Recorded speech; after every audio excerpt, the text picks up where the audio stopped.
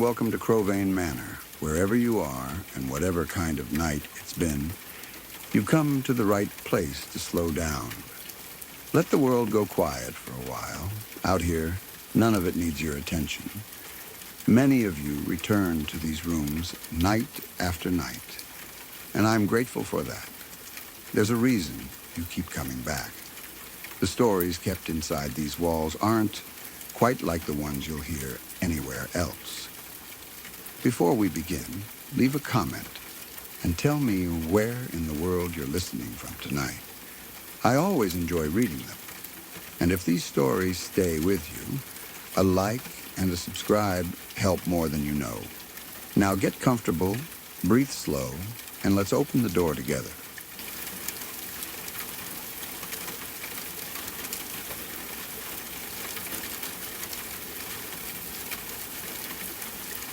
A couple of years ago, something happened in my hometown that people still quietly talk about from time to time.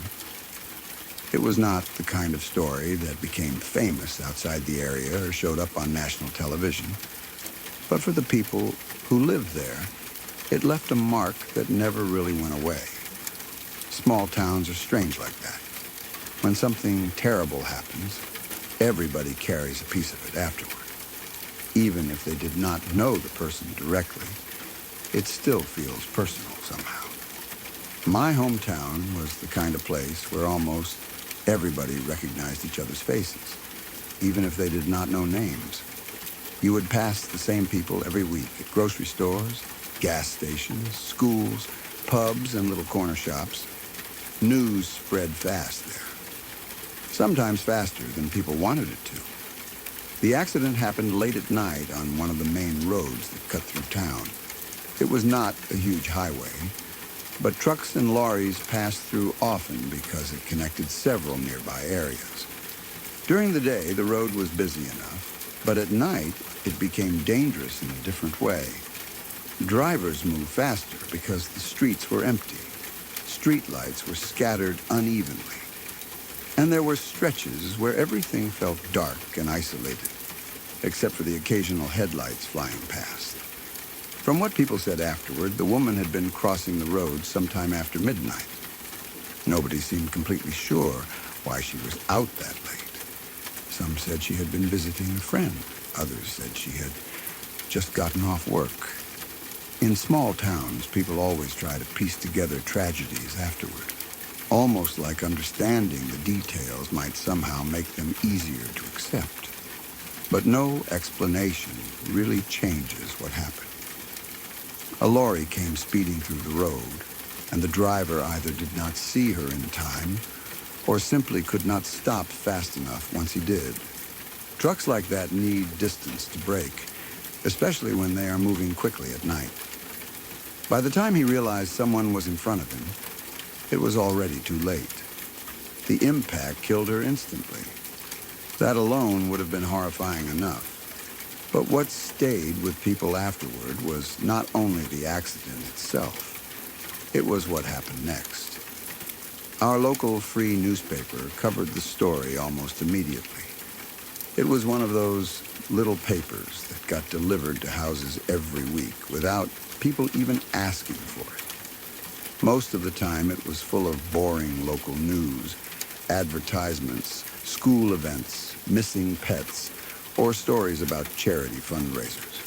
The kind of paper people barely paid attention to unless they personally knew someone mentioned inside. But when something shocking happened, they always leaned into it hard. I still remember the morning I first saw the front page. I was younger then. Probably too young to fully understand why the image bothered me so much, but old enough for it to stay burned into my head forever. The paper had used a photograph from the accident scene itself, not after everything had been cleaned up, not from a respectful distance, an actual image taken while emergency crews were still there. The front wheel of the lorry was covered with a blue tarp, obviously placed there to shield the body from view. But the tarp did not fully hide her. One of her arms was sticking out from underneath near the wheel, limp and motionless against the road like it meant nothing anymore. That was the part I could never forget. Not blood, not gore, not even the truck itself. Just the arm. Something about seeing a normal human arm hanging there so casually made it feel far more real than if the image had been graphic. It looked wrong in a way my brain could not process properly. 1 second, that arm had belonged to a living person, with thoughts and memories and children and routines. Then suddenly, it was just there beneath a truck, while strangers took photographs nearby. Even now, years later, I can still picture it perfectly. The angle of the photo, the dark road, the harsh flash from the camera reflecting against the metal, the blue tarp moving slightly in the wind, and that arm hanging out underneath it. At first, I remember staring at the image for far too long. You know how sometimes your brain tells you to look away from something disturbing, but another part of you keeps staring anyway. That was exactly how it felt. Then I started reading the article underneath. That was when it somehow became even worse. The paper mentioned that she had children. I do not remember how many, maybe 2 or 3. I just remember reading that detail and suddenly feeling sick in a completely different way, because all I could think about afterward was those kids. Not the accident itself anymore, not the truck, not even the driver. Just those children waking up that morning and possibly seeing their mother's death displayed across the front page of a newspaper sitting outside their house. The thought absolutely destroyed me. People forget how cruel newspapers used to be sometimes, especially local ones trying to sell copies through shock value. Somebody at that paper looked at that image and decided it was acceptable to print. Somebody approved it. Somebody thought the public needed to see it. But did her family? Did her children? That is the part that haunted me most.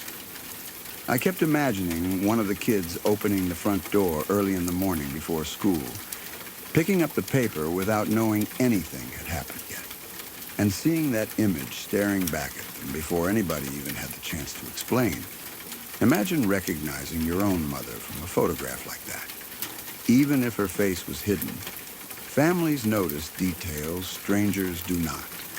Clothes, jewelry, shoes, hair, a handbag. That thought never left me.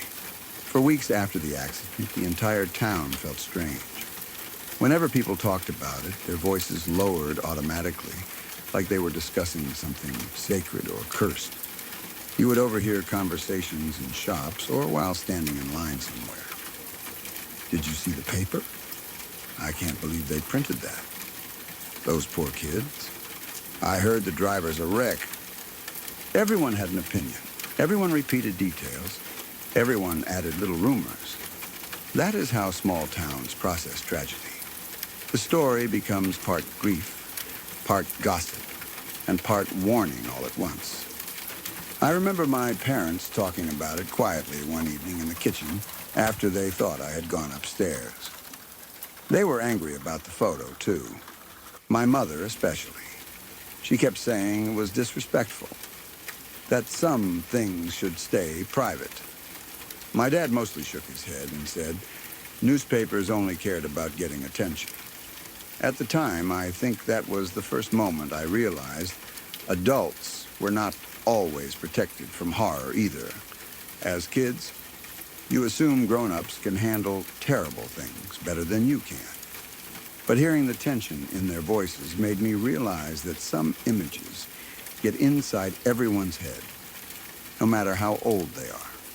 For a long time afterward, I avoided looking at newspapers whenever a serious accident happened locally. Even now, I sometimes hesitate before opening articles online if they mention graphic scenes. That photo changed something in me.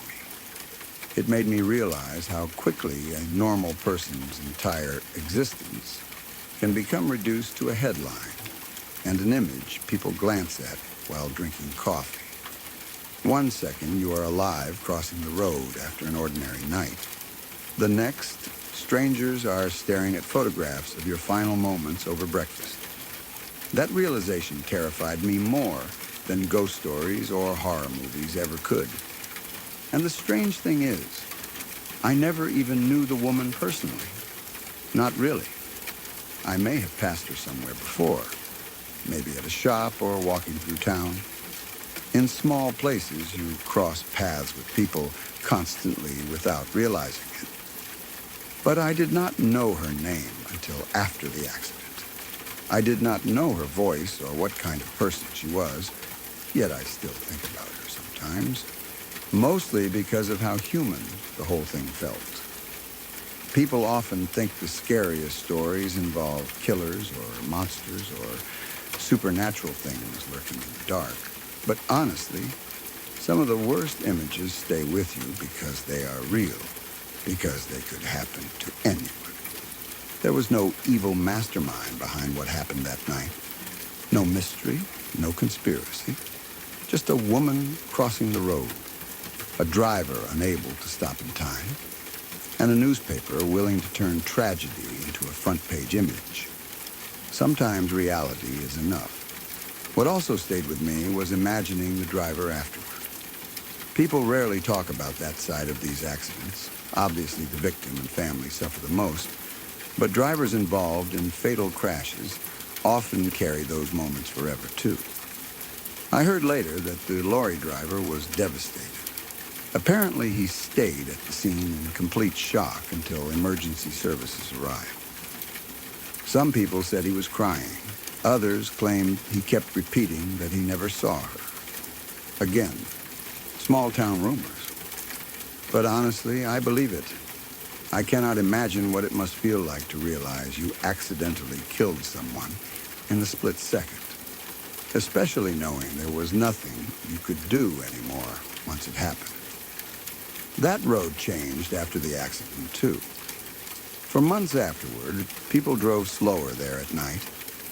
Some flowers appeared near the roadside where she died. Little candles, too. Then eventually rain and time washed them away like they always do. But people still remembered. That is another thing about tragedies in small communities. Physical evidence disappears long before emotional memory does. Even years later, whenever I passed that stretch of road at night, I automatically thought about the accident. I would glance toward the spot without meaning to. Sometimes memory attaches itself to places permanently. There are roads I cannot drive down now without remembering specific stories connected to them. A bridge where someone jumped. An intersection where a family died in a crash. A field where a missing person was found. Places absorb stories whether we want them to or not. And that image from the newspaper still returns to me, sometimes out of nowhere. Usually late at night, usually when I least expect it. Not in some dramatic way either. It just quietly slips back into my mind for a moment. That dark road, that blue tarp, that arm hanging out beneath the wheel. I think part of why it affected me so deeply was because it stripped away the illusion that death always happens privately or peacefully. Sometimes it is sudden, ugly, public and unfair. Sometimes strangers gather around taking photos while traffic backs up behind flashing police lights. And sometimes the people left behind are forced to see it all before they are emotionally ready. I honestly think the newspaper crossed a line printing that image. Even now, after seeing countless disturbing things online over the years, I still believe some moments deserve dignity instead of exposure. Especially for families, especially for children. Maybe that sounds dramatic, but I cannot help it. That story genuinely stayed with me in a way very few others have. Not because it was the bloodiest thing I have ever heard, not because it was mysterious, but because it felt heartbreakingly real. There is something uniquely haunting about ordinary tragedy. The kind that happens quietly in places you know well. The kind involving regular people, living normal lives until one terrible moment changes everything forever. I think that is why the image never left me. Because behind the accident was a woman who probably expected to wake up the next morning like always. A mother whose children expected her to come home.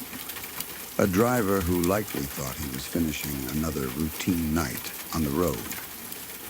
And then suddenly, an entire town was staring at a front-page photograph of a life ending beneath a lorry wheel. Years have passed since then, but every now and then I still think about her family. I wonder how those children dealt with losing their mother so publicly. I wonder if they hated that newspaper afterward. I wonder if they moved away eventually because the town carried too many memories. Small towns can be comforting, but they can also make grief impossible to escape. Everybody remembers. Everybody talks. Everywhere you go feels connected to what happened. And maybe that is the real reason the story stuck with me for so long, because it showed me how fragile normal life really is. One ordinary night, one ordinary road, one split-second accident. And suddenly an image becomes burned into strangers' memories forever.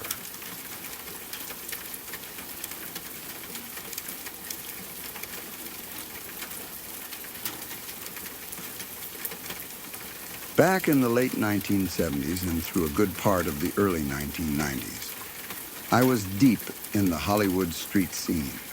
I was young, reckless, constantly hustling, and living the kind of life where days and nights blurred together. Most of us back then survived however we could. Some people dealt drugs, some ran scams, some worked clubs, some drifted between couches and motel rooms, and a lot of people bounced between all of it, depending on what kind of week they were having. Hollywood during that time was nothing like the glamorous version people imagine when they think about movie stars and red carpets. Sure, that world existed somewhere nearby, but there was another side to the city most tourists never saw. A darker side that came alive after midnight. Dirty apartment buildings with burnt-out hallway lights. Cheap motels where people stayed for weeks at a time. Tiny apartments packed with addicts, dealers, hustlers, runaways, sex workers, and people trying to survive one more night. There was always music playing somewhere, usually too loud. The smell of cigarettes and dope hung in the air constantly. Everybody seemed half awake, paranoid, or chasing something. Some people were trying to make money. Some were trying to get high. Some were trying to forget whatever happened to them before they landed there.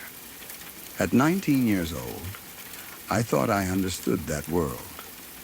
Truth is, I did not understand anything. When you are that young, you think being around dangerous people somehow makes you untouchable. You think you are smarter than the bad things that happen to other people. You convince yourself that if you stay alert enough, move carefully enough, and mind your own business, you can survive anything. Most of us believed that. A lot of us were wrong. In 1981, I ended up around some of the people connected to the Wonderland murders. At the time, though, I had absolutely no idea what was going on behind the scenes. To me, they were just more people from the same Hollywood street crowd everybody crossed paths with eventually. Back then, apartments around Wonderland Avenue had a certain reputation already, even before the murders happened. Those places gave off a strange feeling. People came and went at all hours. Expensive cars would pull up late at night. Strangers wandered through constantly. Sometimes the apartments felt packed wall to wall with people smoking, partying, arguing, laughing, or dealing drugs. Other times they felt weirdly quiet in a way that made the hair on your neck stand up.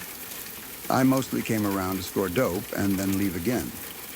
That was one thing I eventually learned about surviving street life. The longer you stayed somewhere, the more likely you were to get caught up in things you did not want to be involved in. Trouble usually arrived after midnight and stayed until morning, but when you are young and using, your judgment gets cloudy. You stop listening to instincts. I remember one night in particular when the atmosphere inside one of those apartments felt different. Tense, but excited at the same time. Like everybody knew something big had happened except for me. A couple of guys were talking in another room. I could not hear every word clearly, but I remember hearing voices talking fast, almost laughing, hyped up about something. There was an energy in the apartment that made me uneasy immediately. Even then, I could tell something had gone down. At the time, though, I figured it was probably another drug deal, robbery, or fight. Stuff happened constantly in that world. People got beaten up, ripped off, arrested, or disappeared for a while all the time. You learn not to ask questions because asking questions could put you in danger too. I even ended up doing some of the dope that later turned out to be connected to the robbery itself. That realization haunted me afterward. Not because I had knowingly participated in anything violent, because I truly had no idea, but because it showed me how close I had been standing to something horrifying without realizing it. That was the scary thing about Hollywood back then. Violence existed right beside ordinary life all the time. You could walk into an apartment for drugs and unknowingly step into the edge of a situation that would end in murder hours later. And most people in that world would never warn you. John was somebody I saw around occasionally, but we were not friends. He had his own crowd and his own hustle going on. Honestly, at that time, he barely stood out to me at all. People later turned him into this infamous figure because of everything that happened. But before all that, he was just another guy floating around the same streets and apartments as everybody else. Most of the times I saw him, he was on his way somewhere else. We would pass each other, exchange a quick hey, and keep moving. That was about it. People assume everybody recognized him instantly because of the adult film world. But honestly, I had never even seen one of his movies back then. I was 19 years old and too busy out living recklessly myself to sit around watching porn. To me, he was just another Hollywood guy involved in that scene. Another dope fiend trying to stay high and make money however he could. That whole era feels surreal looking back now. At the time, it all felt normal. That is probably the most disturbing part. People outside those worlds imagine constant chaos and screaming danger. But real street life is usually quieter than that. Most days feel strangely ordinary. You wake up tired, hustle for money, chase drugs, hang around apartments, listen to music, talk nonsense for hours, and repeat the cycle again the next day. Then suddenly, something terrible happens, and you realize how close death was sitting beside you the entire time. After the Wonderland murders happened, everything changed almost overnight. The atmosphere around Hollywood shifted immediately. Everybody became paranoid. People stopped trusting each other. Some disappeared entirely. Others started acting nervous, looking over their shoulders constantly, worried police were watching or someone might retaliate. Those of us who knew each other and used to hang out together slowly stopped coming around. No dramatic goodbyes. No meetings. People just vanished from each other's lives one by one.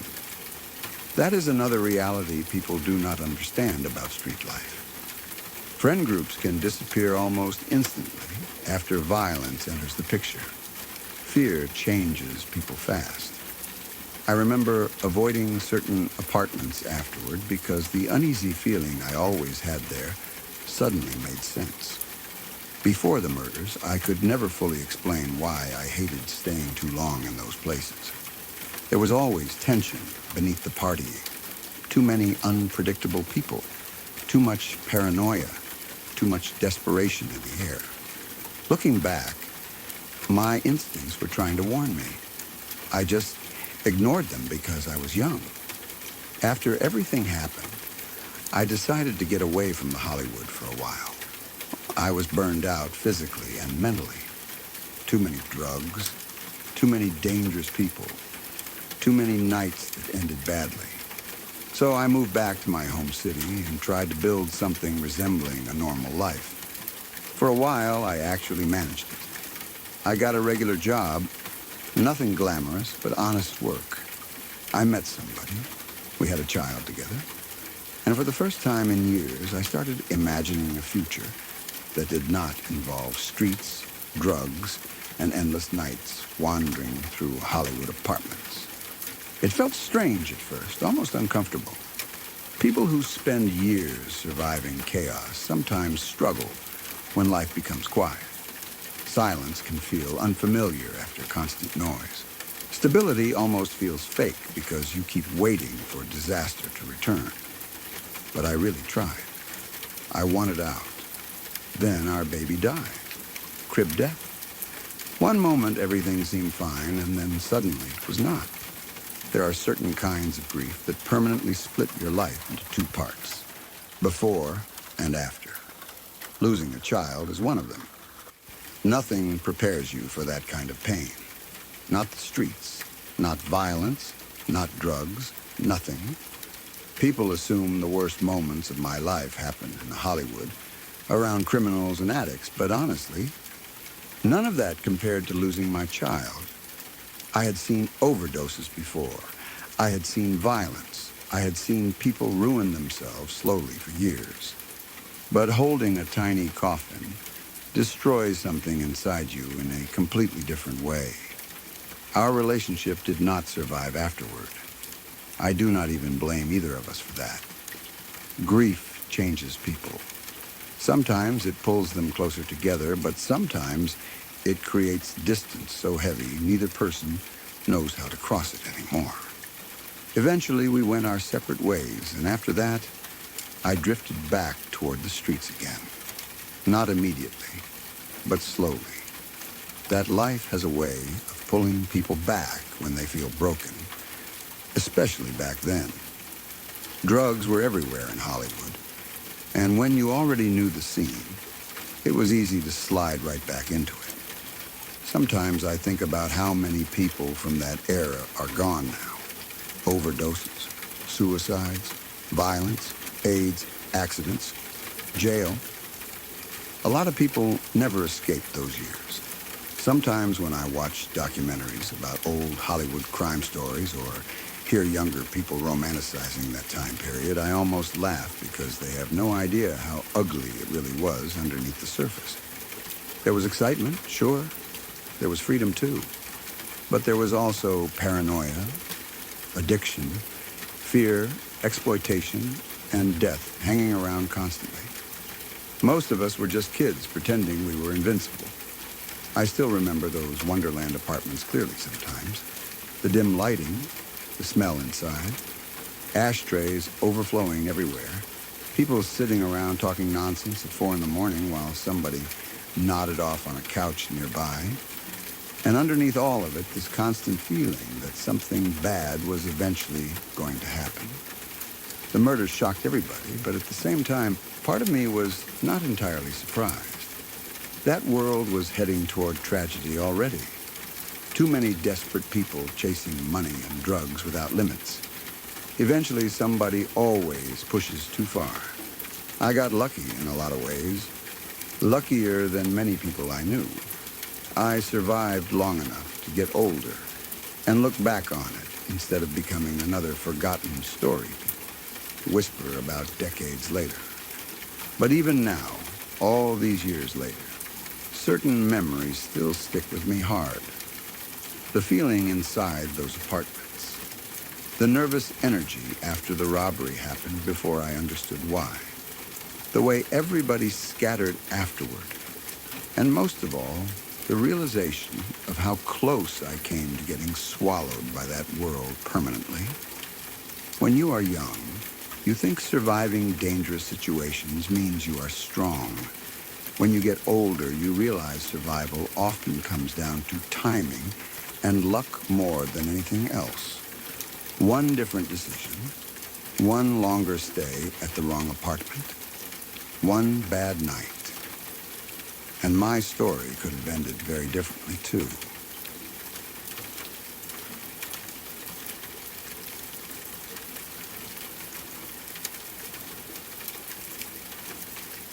When my kids were still little, my husband and I bought our first house together. At the time, it felt like one of the biggest moments of our lives.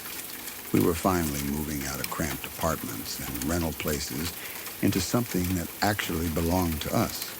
It was not a huge house or anything fancy, but to us, it felt perfect. It was an older, bungalow-style home in a quiet neighborhood where everybody seemed to know each other. The kind of street where people sat on porches during summer evenings and kids rode bikes until dark. The house itself had character, but it also had this strange atmosphere from the very beginning that neither of us could fully explain. When we first got the keys and started cleaning before moving our furniture in, we noticed some odd things left behind by the woman who had lived there previously. At first, we honestly laughed about it. She had taped little prayer cloths in strange places throughout the house. Some were attached to the ceiling fans. Others were tucked into corners of closets or taped high up on walls where you would not notice them immediately unless you were looking carefully. I remember pulling one down from inside a closet and asking my husband what he thought it was. He shrugged and laughed. Guess the old lady was superstitious. That became our explanation for all of it. We figured she had probably lived alone for years and gotten nervous in an old creaky house. Older homes always make weird noises anyway. Pipes knock in the walls. Floors creak during temperature changes. Windows rattle during storms. Once you convince yourself a place is haunted, every little sound starts feeling personal. At least that is what we believed back then. The house itself was beautiful in an old-fashioned way. High ceilings, narrow hallways, stained glass built into the front windows, hardwood floors that groaned when you walked across them at night. It had one of those layouts where rooms connected awkwardly, because homes from that era were not designed the way modern ones are. Even during the daytime, there were corners of the house that felt oddly dark. But we were young parents trying to build a life, so we ignored all of it. Once we got settled in, things felt normal for a while. The kids adjusted quickly. My husband started working long night shifts at the railroad, which meant I spent many nights home alone with the children. At first, I hated it, because old houses always feel bigger and stranger after midnight, especially when you are the only adult awake. But eventually it became routine. Then the strange experiences started happening. The first thing I noticed happened in our bedroom. I would wake up in the middle of the night, unable to move, completely frozen. At first I thought I was dreaming because it felt so unreal, but I was awake enough to see the room around me clearly. The ceiling fan turning slowly, moonlight through the curtains, the shape of furniture near the wall. Everything looked normal except for the fact that I could not move a single muscle. And then I would feel something climb onto the bed. Even now, talking about it makes my skin crawl. I could physically feel weight pressing down on the mattress near my legs or beside me. Sometimes it felt like someone slowly crawling across the bed. Other times it felt like somebody standing right next to me, staring down at me. The worst part was seeing the mattress move. I remember staring at the sheets and actually watching indentations appear, like an invisible person was walking across the bed toward me. I tried convincing myself it was sleep paralysis. I had heard of that before. People wake up, but part of their brain is still dreaming, causing hallucinations. That explanation made sense, so I forced myself to believe it. It was easier than accepting anything else. I never even told my husband at first because I thought it sounded ridiculous. Besides, he was the type of man who hated talking about anything supernatural. He worked hard, came home exhausted, and did not entertain ghost stories or weird conversations. So I kept it to myself. The experiences kept happening, though. Not every night, but enough that I started dreading falling asleep alone. Sometimes I would lie awake listening to the sounds of the house settling and wonder if I was losing my mind. Other times, I would wake up sweating after another episode and spend the rest of the night with every light turned on. Still, I said nothing. Years later, after the kids were older, my husband finally admitted he had experienced similar things in that room, too. That revelation shook me harder than the experiences themselves, because if he had told me back then, I would have packed up and left that house immediately. He told me there were nights he also woke up unable to move and felt like someone was in the room with him. But because he hated discussing those things, he buried it and ignored it.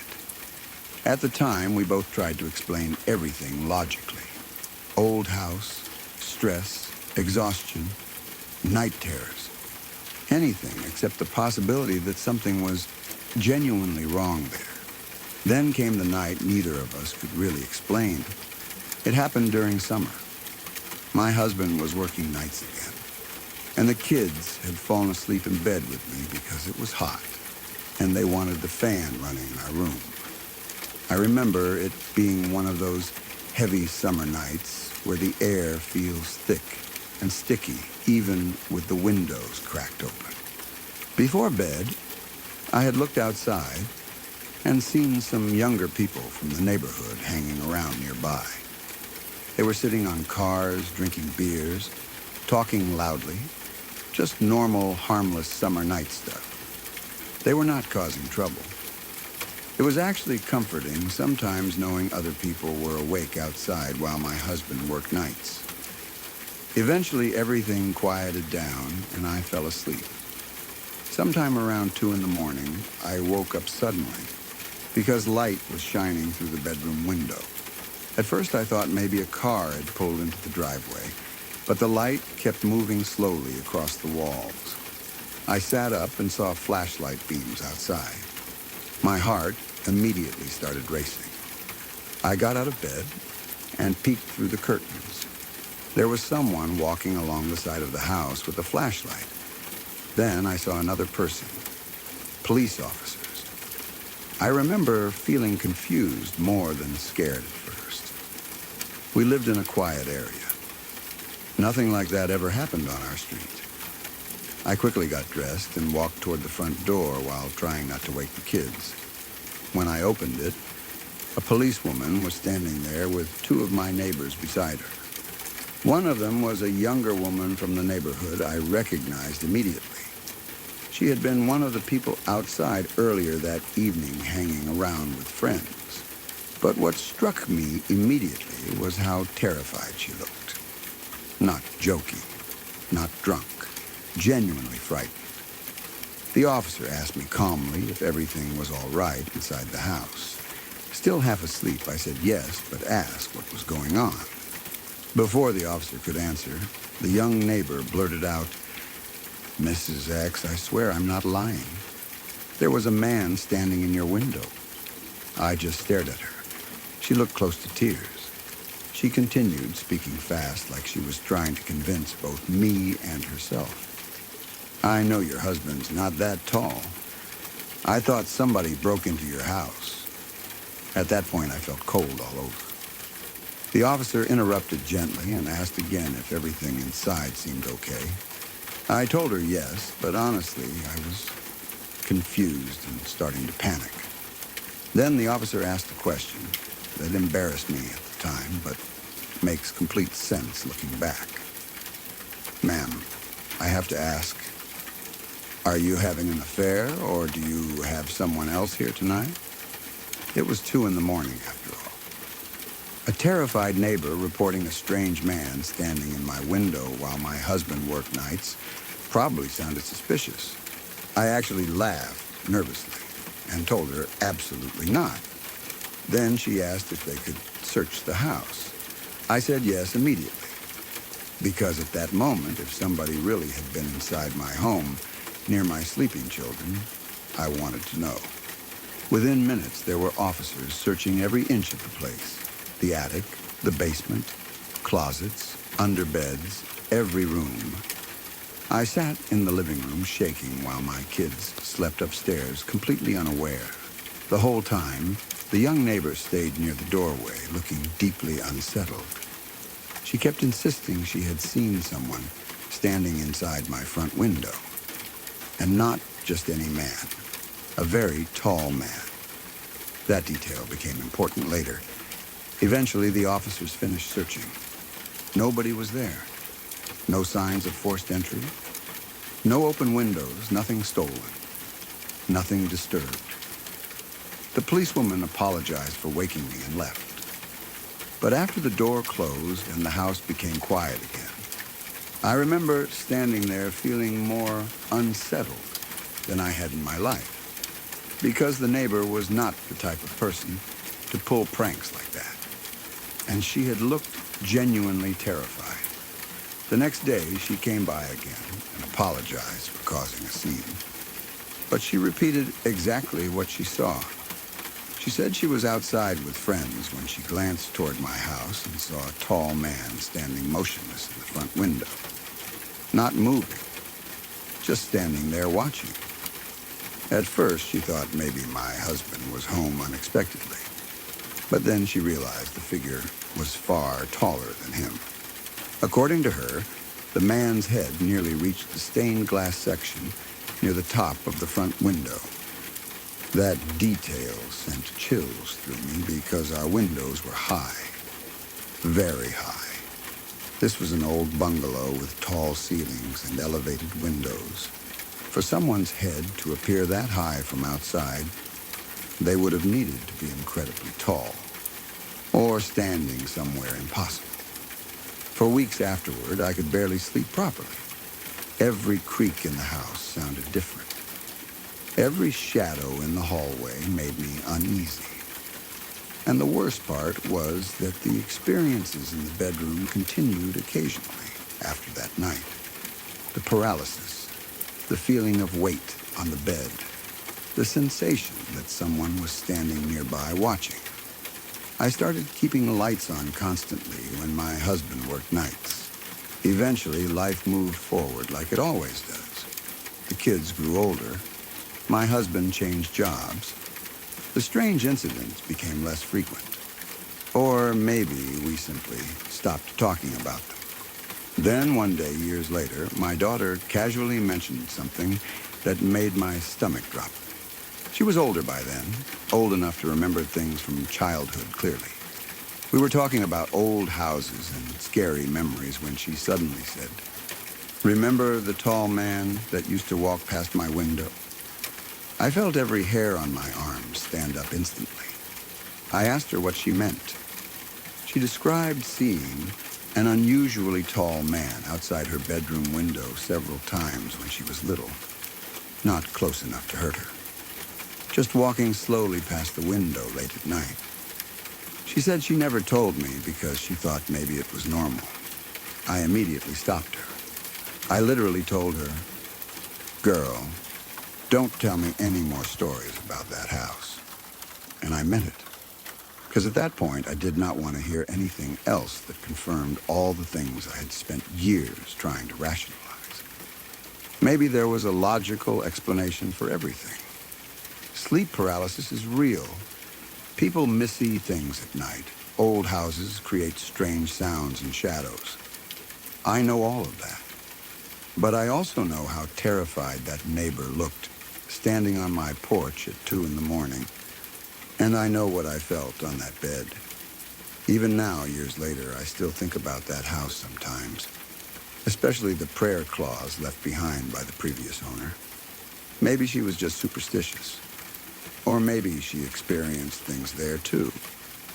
That possibility bothers me more than anything else. Because if she did, then maybe all those strange little protections she taped around the house were not random at all. Maybe they were there because she had been trying to keep something out, or keep something away from her while she slept. We eventually moved out years later, and I never experienced anything quite like that again. But even now, if someone starts telling ghost stories late at night, that house is always the first thing that comes back into my mind. Not because I know what happened there, but because I still don't.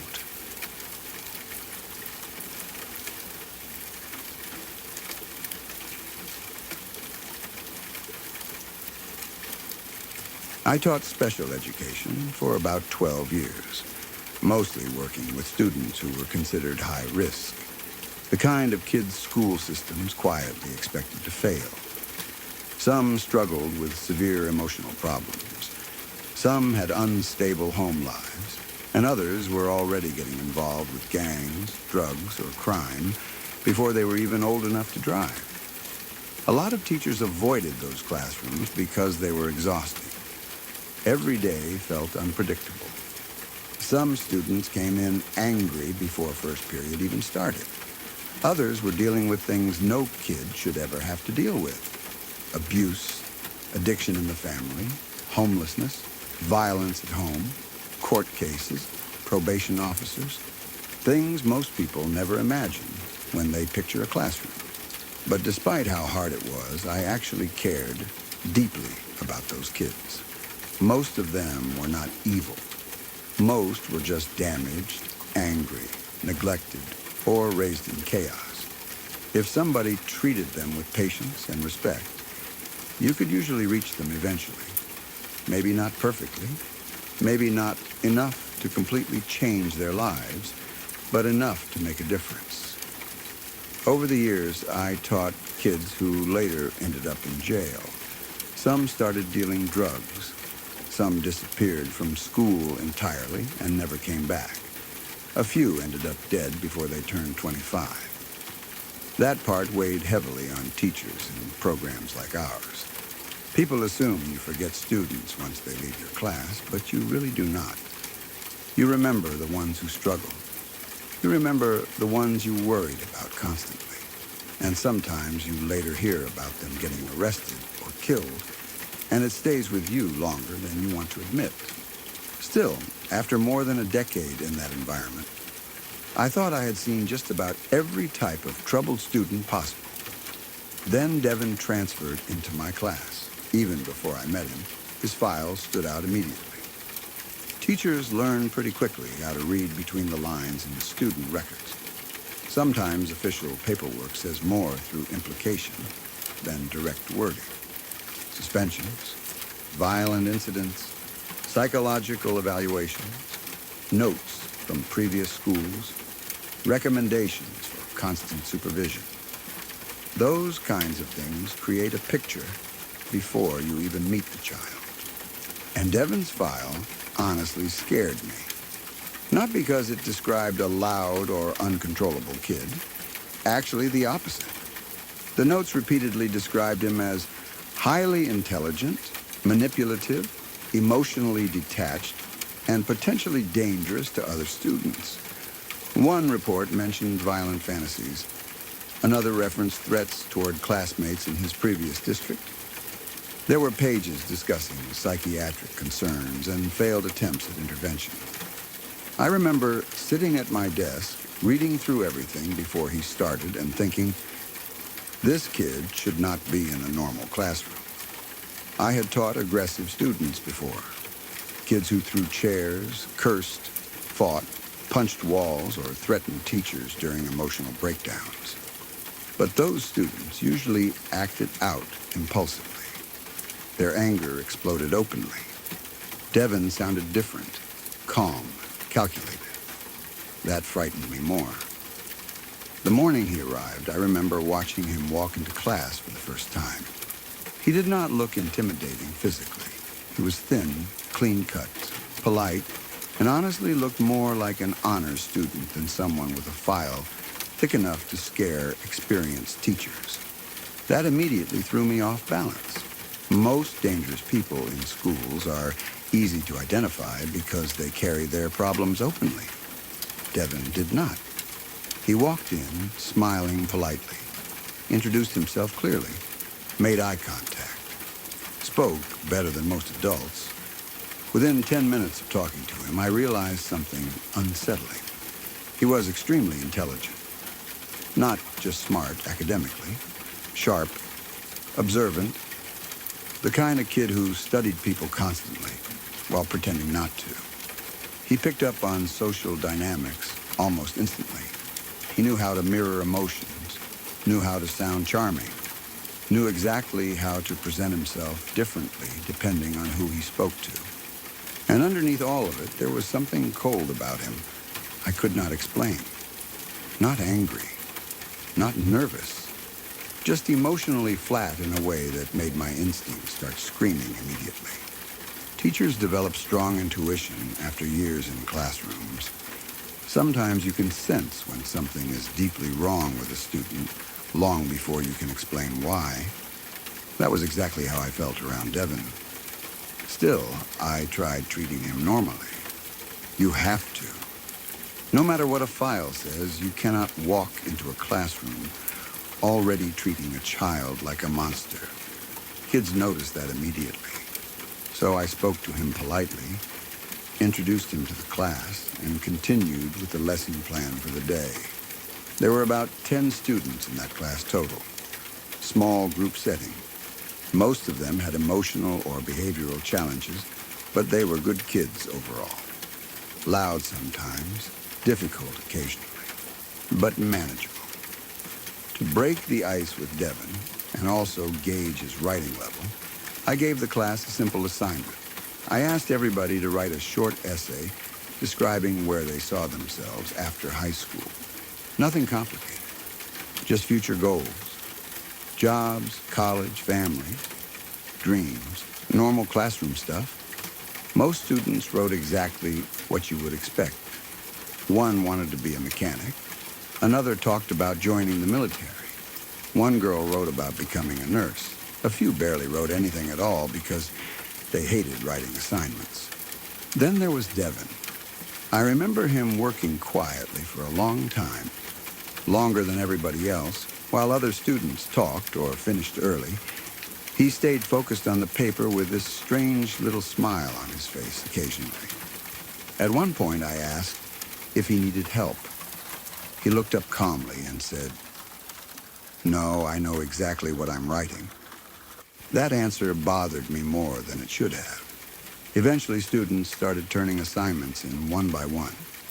Devin walked up near the end of class, carrying his paper carefully and smiling. Not nervous, not embarrassed, actually smiling. He handed me the assignment and looked directly at me while I took it. Then he returned to his seat without saying another word. Something about the interaction immediately made my stomach tighten. After class ended and students left, I started grading the essays at my desk. Most were exactly what you would expect from teenagers. Then I reached Devin's paper. To this day, I still remember the physical feeling that hit me while reading it. Cold. Like all the warmth drained from my body instantly. Devin had written about seeing himself on death row in the future. Not metaphorically, not jokingly, literally. He described himself awaiting execution for murdering every student in the classroom. And he listed them individually, first and last names, every single one. The essay itself was written intelligently too, which somehow made it worse. Proper grammar, organized thoughts, detailed descriptions, calm language without emotion. There was no rage in the writing, no dramatic threats, just this disturbingly clinical description of murdering his classmates and eventually ending up on death row afterward, like he was describing future career plans. I remember rereading it several times because my brain genuinely struggled to process what I was seeing. Teachers received disturbing assignments occasionally. Angry poems, violent drawings, threatening comments scribbled in notebooks. Usually those things come from emotional outbursts or kids trying to shock adults. This did not feel like that. This felt deliberate, calculated. And the fact he smiled while handing it to me made everything worse. Because suddenly, I realized he wanted me to read it. He wanted me disturbed. He wanted to see my reaction. I immediately reported it. Administration, school psychologists, crisis staff, everybody. Within hours, the situation escalated beyond the classroom completely. Devin was removed from school almost immediately for psychiatric evaluation.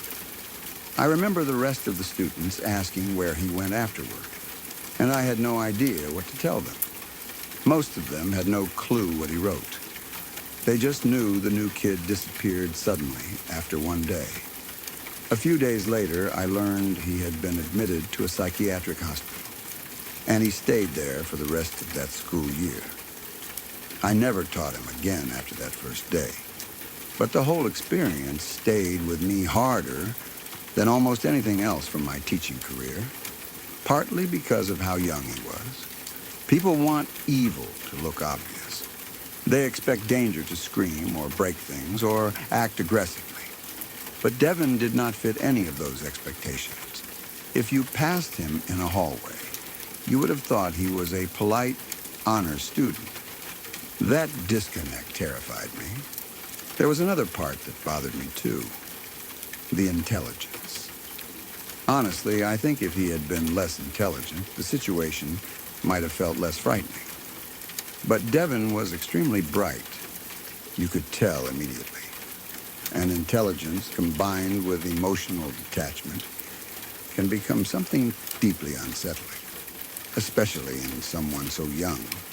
For a long time afterward, I kept thinking about that smile he gave me while handing over the paper.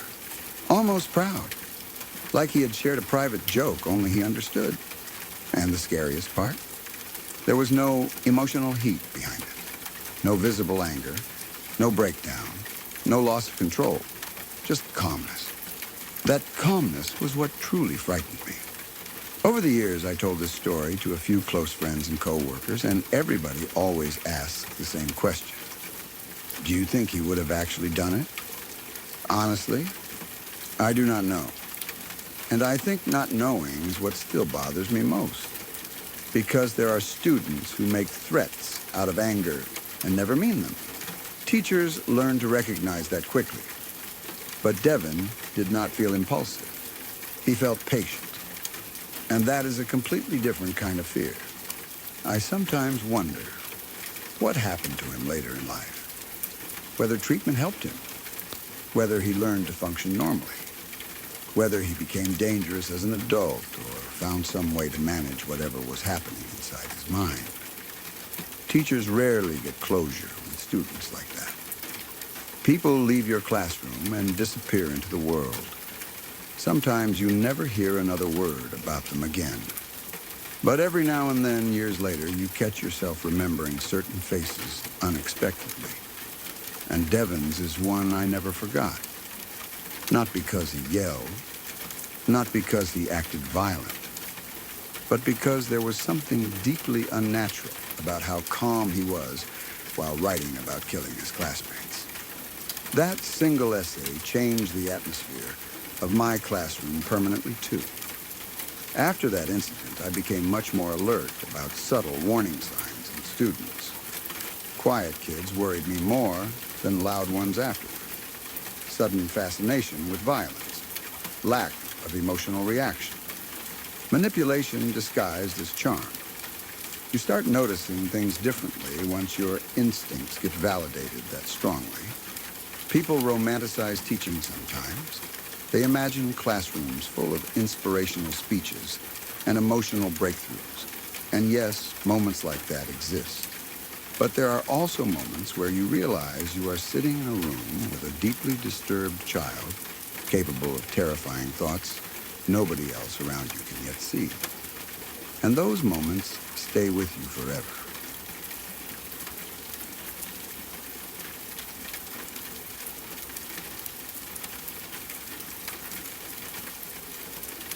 When my kids were little, we lived in this city where strange things seemed to happen constantly. Even now, years later, whenever I think back to that period of my life, it feels heavy somehow. Like I was always on edge there without fully understanding why. Nothing about the place looked dangerous on the surface. It was just an ordinary city with neighborhoods, schools, parks, grocery stores, and apartment complexes like anywhere else. But I swear, some of the creepiest experiences of my life happened while we lived there. One incident in particular has stayed burned into my memory ever since it happened. At the time, my children were still really young. I had 3 kids of my own, including a baby I was still nursing. And one afternoon I met up with a friend so our kids could play together at a local park. She had 2 children. So altogether, there were 5 kids running around while we tried to survive motherhood and exhaustion the best we could. It was a nice day out from what I remember. Sunny, but not unbearably hot. One of those afternoons where the park was busy enough that you naturally felt safe because families were everywhere, parents sitting on benches, kids screaming and laughing, people pushing strollers down the walking path nearby. The park itself had this huge wooden play structure that all the neighborhood kids loved. It was one of those giant maze-like playgrounds with towers, rope bridges, tunnels, slides, ladders, and hidden little corners everywhere. The kind of structure where kids could disappear inside for a few seconds before popping back out somewhere else laughing. Looking back now, that playground actually bothers me because there were so many blind spots inside it. At the time, though, it just seemed fun. I spread out a blanket in the grass near the play structure so I could keep an eye on everybody while nursing my baby. The older kids immediately ran off to climb and play. My friend had stepped away briefly to deal with one of the kids needing the bathroom, so for a few minutes I was sitting there alone with the baby while watching the others run around. Everything felt normal at first. Then I noticed a man inside the play structure. But honestly, that did not immediately alarm me. Parents were everywhere at parks all the time. I assumed he must have had a child somewhere inside the structure too. Maybe his kid was climbing around out of my view, so I barely paid attention to him at first. That is the part that still bothers me, because danger almost never looks dangerous immediately. The man appeared ordinary enough. Nothing dramatic or movie-like about him, just some adult walking through the structure while kids played nearby. Then suddenly, something shifted. My daughters were running through one section of the playground repeatedly, going in one side and out another while laughing. I was casually watching them between checking on the baby when I suddenly realized the man was directly behind them. Not casually nearby, not wandering, right behind them. Close enough that my stomach dropped instantly. It happened so fast, too. 1 second, the girls were laughing and running. The next second, he was almost on top of them, only a couple of steps away, moving quickly through the structure behind them. Every instinct in my body went off immediately. People talk about mother's intuition sometimes, and maybe it sounds dramatic until you experience it yourself. But there are moments where something inside you reacts before your brain fully catches up. That was exactly what happened to me. I remember yelling without even thinking first. "Hey, what are you doing?" The man stopped instantly and looked directly at me. I still remember that moment clearly because everything suddenly went quiet in my head. Like the normal park sounds faded away for a second. The girls kept moving away from him, thankfully unaware anything was wrong. But then the man turned and started walking toward me instead. That is when I got genuinely scared, because I was vulnerable in the worst possible way. I was sitting on the grass with a nursing baby literally attached to me. My other children were spread around the playground. I could not move quickly, could not grab everybody instantly, could not even properly stand up without adjusting the baby first. And this stranger was now walking directly toward me. I remember trying to stay calm initially, because you never know if maybe you are misunderstanding a situation. Then he reached me.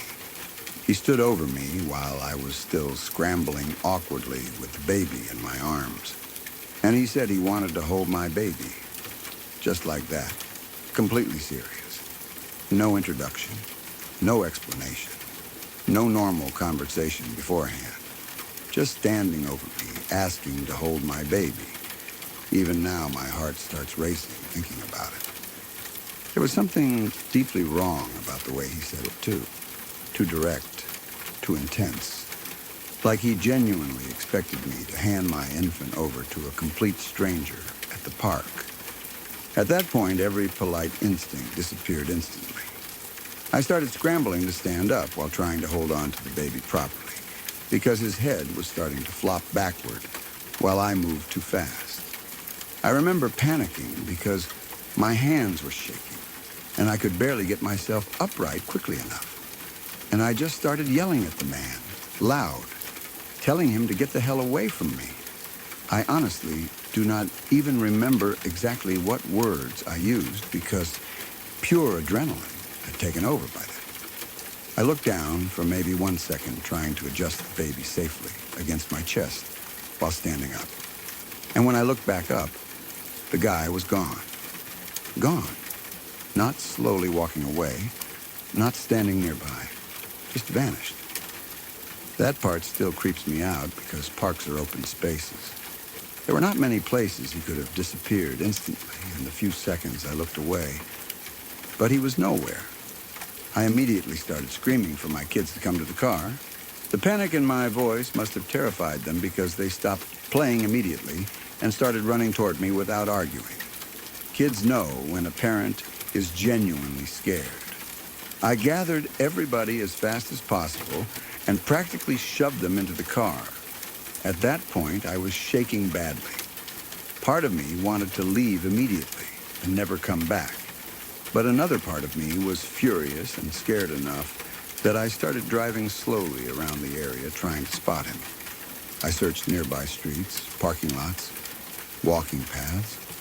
Nothing. It was like he disappeared into thin air. Finally, I drove straight to the police station because the entire situation felt deeply wrong to me. I remember walking in still visibly upset and trying to explain everything. The park, the man following my daughters through the structure, him approaching me, him asking to hold my baby. The fact he vanished immediately afterward. And honestly, the response I got made me feel almost as unsettled as the incident itself. The officers acted like I was overreacting.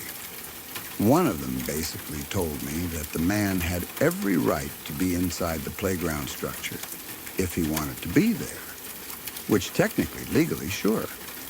But that completely ignored the actual behavior that frightened me. I remember feeling frustrated because they kept treating it like I was just being a paranoid mother upset about some awkward social interaction. But I knew what I felt. That man was not acting normally, not even close. I left the station feeling angry, embarrassed, and still deeply unsettled. When I got home, I could not stop thinking about him, though. Something about his face kept sticking in my head. Then suddenly I remembered the Megan's Law website. For anyone unfamiliar, it is basically a registry showing convicted sex offenders and where they live. And I do not even know why the thought came to me so strongly. But I sat down at the computer and started searching the neighborhood surrounding that park. And then I found him. The exact man, same face, same eyes, living near the park. I remember my stomach dropping all over again, because suddenly every instinct I had at that playground felt validated in the worst possible way. This was not just some socially awkward stranger. This was someone officially listed on the registry. I was furious at that point. Not because he existed in public, obviously, but because I had walked into the police station, terrified after an interaction involving my children, and had been treated like I was hysterical. So I drove back to the station. This time I showed them the registry listing. And somehow that conversation felt even worse, because again they basically told me there was nothing they could do. It was his right to be at the park. Unless he physically touched a child or committed a crime, they could not arrest him for existing near a playground. Legally, maybe they were correct. But emotionally, as a mother, hearing that felt horrifying. I remember leaving the station with this sick feeling in my stomach because the entire experience shattered some illusion of safety I still had at the time. Before that day, I think part of me still believed danger looked obvious, like bad people would stand out somehow. But that man blended into the park completely until the moment he got too close to my daughters. And even then, if I had ignored my instincts for another minute, who knows what might have happened. That thought haunted me afterward. For weeks, I replayed the entire situation in my head constantly. What if I had been distracted longer? What if I had fallen asleep nursing the baby? What if my daughters had wandered deeper into the structure out of my sight? What if there had been fewer people around? You torture yourself as a parent after moments like that. I also became hyper-aware of playgrounds afterward. I started noticing how easy it is for adults to move unnoticed among children in crowded public spaces. Most people automatically assume any adult near kids must belong there somehow. That assumption suddenly terrified me. Even now, years later, I still remember the exact feeling I had when he looked at me after I yelled at him. Not embarrassment, not surprise, just this cold stare before he calmly walked toward me. And asking to hold my baby still remains one of the most disturbing things a stranger has ever said to me. Because there was no social awareness in it at all. No understanding of boundaries. No hesitation. Just entitlement. Like he genuinely expected access to my child. People sometimes tell me maybe he had innocent intentions, or social problems, or a poor understanding of boundaries. Maybe. I honestly do not know. But I also know instincts exist for a reason, and every instinct I had that day screamed danger immediately. That city gave me several strange experiences while we lived there, but that one stayed with me more than most because it felt so close, so real, so possible. Nothing technically happened, nobody got hurt. But sometimes the moments that haunt you most are the ones where disaster almost happened. The ones where you realize afterward how vulnerable you actually were. I still think about that park sometimes, and I still wonder what would have happened if I had ignored that feeling in my gut, telling me something was wrong.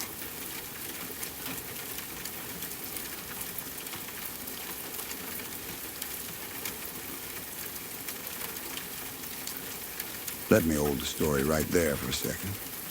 You know how the dark creeps in slow. Well, so does a channel like this one. It grows one listener at a time, one night at a time, and that's where the subscribe button comes in. The bell beside it makes sure the dark always finds you when a new story is ready. No pressure, just an open door. Now let's pick up where we stopped.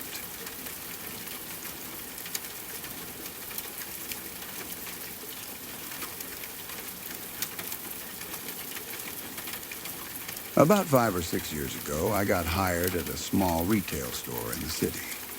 It was not some huge chain location packed with employees either. The place was pretty small. The kind of store where you quickly learned everybody's routines because there were only a handful of workers total. Most shifts only needed one employee at a time to keep things running. Honestly, when I first got hired, I thought it seemed like a pretty relaxed job. Quiet store, simple work, nothing dramatic. At least that is what I thought before my very first closing shift there. The store itself sat in a fairly busy part of town surrounded by other businesses, but by nighttime the area got strangely empty. During the day, there was constant traffic outside, people walking by, cars pulling in and out of parking lots, music coming from nearby restaurants, all the normal city noise. But once businesses started closing, the entire area felt different. Streetlights reflected off empty sidewalks. Parking lots became silent. Every sound inside the building suddenly seemed louder because there were fewer people outside to drown things out. My general manager was scheduled to close with me that first night so I could learn the routine properly. Since I was brand new, I mostly followed him around while he explained everything. How to count the register, where to put deposit bags, which lights stayed on overnight, how to arm the alarm system, basic stuff. The whole evening had been completely normal, honestly kind of boring. We helped a few late customers, cleaned up the front area, and started preparing clothes. One thing about small stores like that is how quiet they get once the music stops. Throughout the day, the store had this generic music playlist constantly piping through ceiling speakers. You barely notice it while customers are around, but once the place empties out, that background noise almost becomes comforting. Part of the closing routine involves shutting the music system off from a little control room in the back of the store. So near the end of the night, my manager stayed near the front while I headed into the back room to turn everything off. I remember feeling oddly proud of myself at the time because it was my first real closing shift there. And I wanted to look competent. Nothing makes you feel more like an employee than doing closing procedures after hours while the store sits empty and locked up. The back room itself was cramped and cluttered with inventory boxes, cleaning supplies, and old equipment stacked everywhere. Typical retail mess. I found the music controls and finally shut the system off. Instant silence. Then I heard the front doorbell chime. That little electronic ding echoed through the store loud as hell because the music had just stopped. Immediately, I got annoyed with myself. My first thought was, great, I forgot to lock the damn front door before closing. That happens sometimes in retail. You think the doors are locked, somebody slips in at the last second, and now you have to awkwardly explain the store is closed while they pretend not to understand. So I remember taking a deep breath and putting on my fake customer service attitude before walking out front. You know the voice. The overly polite retail voice everybody uses while secretly irritated. I stepped out from the back, already preparing to say something like, "Sorry, we're closed for the night." But the second I walked into the front area, my brain completely stopped processing reality for a second. Because standing there in the middle of the store was a police officer pointing a shotgun directly at me.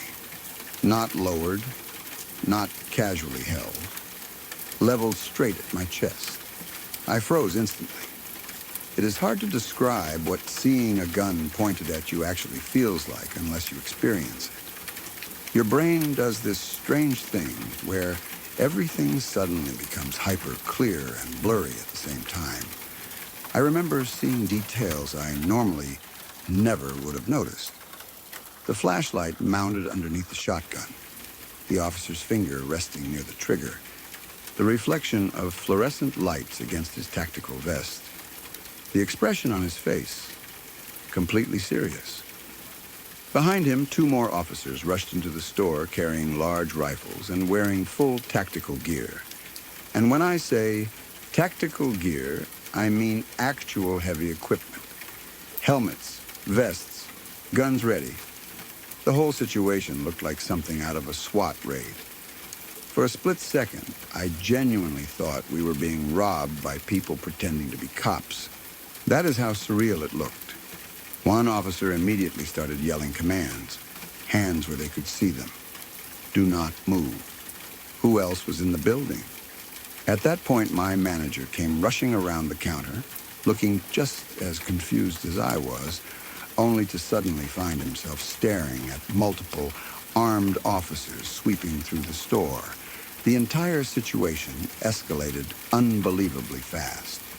Within seconds, officers were moving through aisles, checking corners, shouting room clear calls to each other while the two of us stood there, stunned out of our minds.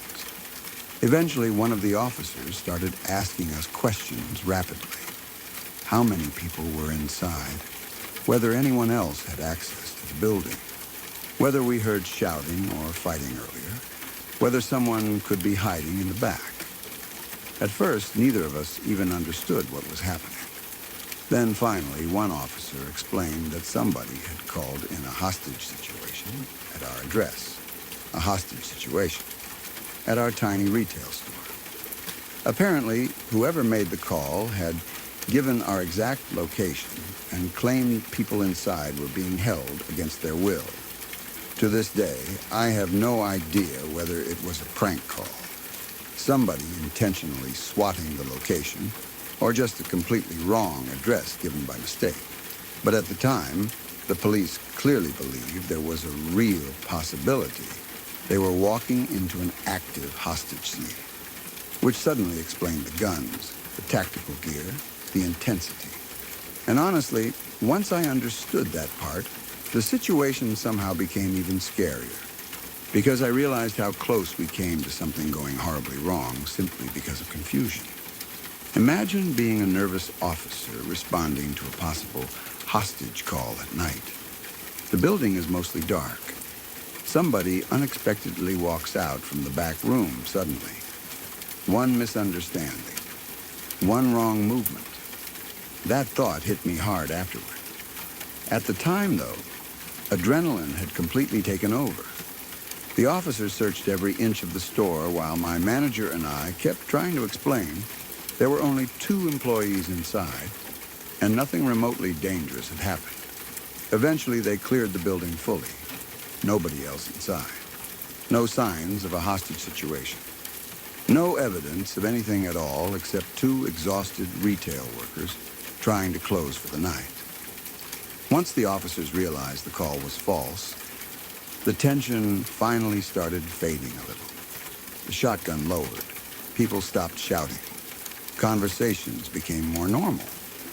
One of the officers actually apologized for frightening us, though honestly, I do not think anybody there fully knew how to process the absurdity of the situation.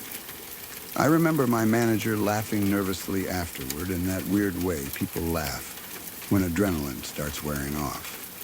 Meanwhile, I still felt shaky, because it was my first night. My very first closing shift at this new job, and within minutes of shutting off the music, I had multiple armed officers storming the store thinking there was an active hostage situation. Honestly, for a while afterward, every time the front doorbell chimed unexpectedly near closing time, my stomach tightened a little. The experience messed with my nerves more than I realized initially. People joke sometimes about retail jobs being dangerous because of angry customers or robberies, but very few people expect to walk out of a stockroom and directly into the barrel of a shotgun on their first week. The strangest part is how ordinary the night felt right before it happened. That is something I have noticed about a lot of frightening situations in life. There is usually no dramatic warning music beforehand. No feeling that something huge is about to happen. One second, you are doing something completely normal. turning off music, counting registers, cleaning floors. Then suddenly, reality shifts sideways without warning. I also remember how weirdly vulnerable the store suddenly felt after the officers left. Before that night, it had just been a little retail space. Afterward, I started noticing how isolated we really were during closing hours. One employee alone most nights, dark parking lot outside, glass storefront. Hardly any nearby businesses still open late. You stop feeling invincible pretty quickly after armed police burst into your workplace believing violence is happening inside. My manager tried joking afterward that at least the job would never be boring. But honestly, I think both of us were more rattled than we admitted at the time. Especially because false emergency calls can become genuinely dangerous fast. All it takes is one frightened person misunderstanding a movement or a situation.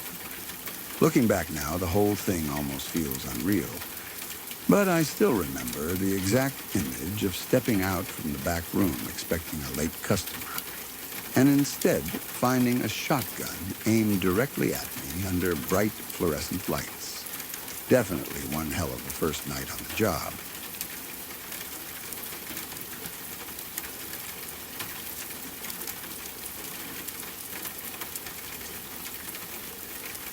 This happened to me pretty recently, and compared to some of the truly horrifying stories people tell, it probably sounds pretty mild. Nobody got hurt. I never actually saw anything violent, and technically nothing even happened at all. But honestly, the whole experience unsettled me enough that I still think about it sometimes, especially because of how strongly my instincts reacted before anything even seemed wrong. And ever since then, I have become one of those people who fully believes you should listen when your gut tells you to leave somewhere. The whole thing started because of a school assignment. One of my classes had this project where we had to go geocaching. For anyone who does not know what that is, it is basically like a real-world treasure hunt. People hide little containers or objects in random locations and post the coordinates online. Then others use GPS to go find them. Some are hidden in parks, near landmarks, hiking trails, weird little roadside spots, all kinds of places. Usually it is harmless and kind of fun. At the time, I lived in a pretty rural area surrounded by woods and farmland. There were not many people around most days, and cell service got spotty once you drove too far out. I was used to quiet roads and isolated places, so nothing about the assignment really bothered me at first. I picked one of the geocache locations somewhat close to where I lived and headed out one afternoon alone. The drive itself started normally enough. It was one of those gray, overcast days where everything already feels slightly eerie without any real reason. The roads became narrower the farther I drove, and eventually I left the main highway entirely and started winding through wooded back roads. At first, I was not really paying attention to anything except the GPS directions. Then I turned onto this road, and immediately something felt wrong. Even calling it a road honestly feels generous. It was more like a dirt path wide enough for one vehicle. No pavement, no street signs, just two muddy tire tracks pressed into the ground where cars had driven before. Thick woods lined both sides, and tree branches leaned overhead enough that parts of the path felt almost tunnel-like. The second my tires rolled onto that dirt track, my stomach tightened. You know that feeling where your brain starts quietly telling you that maybe this is a bad idea before you even consciously understand why. That. I remember actually considering turning around immediately. But at the same time, I kept telling myself I was being ridiculous. It was daytime. I was just looking for some stupid geocache for class credit. Rural roads always look creepy if you are alone. So I kept driving slowly forward. The woods grew thicker the farther I went. No houses, no mailboxes, no sounds except gravel crunching beneath the tires. Then suddenly the trees opened up, and I found a cemetery. Not a normal cemetery either. This one looked ancient. It sat tucked into this little wooded grotto surrounded almost entirely by trees. No gates, no nearby church, no buildings at all. Just old gravestones sitting quietly in the middle of nowhere like the woods had swallowed the place over time. Honestly, the sight alone made my skin crawl. There is something deeply unsettling about stumbling across forgotten cemeteries unexpectedly, especially ones that feel abandoned by time. Some of the gravestones looked crooked or partially sunken into the earth. Others were so weathered I could not read the writing from where I sat in the car. And the silence out there felt heavy somehow. No birds, no wind, nothing, just stillness. At that point, my instinct started screaming even louder that I should leave immediately. But again, I kept trying to reason with myself. The geocache was probably, somewhere nearby. Maybe people visited this place occasionally. Maybe the weird feeling was just because isolated cemeteries naturally creep people out. So instead of driving directly into the cemetery area, I backed out slightly and parked off the side of the main road instead. My plan was to walk close enough to the location to complete the assignment quickly and then leave. Simple. While I sat there getting ready to head down the dirt path on foot, I noticed a police car drive past me on the main road. That part did not really seem strange initially. Maybe they were patrolling. Maybe someone nearby called about a suspicious car parked on the roadside. Whatever. I barely thought about it. So I got out and started walking toward the dirt road leading back into the woods. And that is when everything shifted. I had only gone a short distance when every hair on the back of my neck suddenly stood straight up. People describe fear differently sometimes, but for me, real fear does not feel dramatic. It feels cold, instant, like your body notices danger before your brain catches up. That was exactly what happened. I stopped walking automatically, and this overwhelming feeling hit me that I needed to leave immediately, not soon. Now. I remember slowly looking farther down the wooded path toward the cemetery. And there, deep inside the grotto near the graves, was a police car parked among the trees. A police car that absolutely had not been there before. That is the detail that still bothers me. I know for a fact it was not there when I first drove in because the area was wide open enough that I would have seen it immediately. There were no other roads leading into that spot either. Just the narrow dirt track.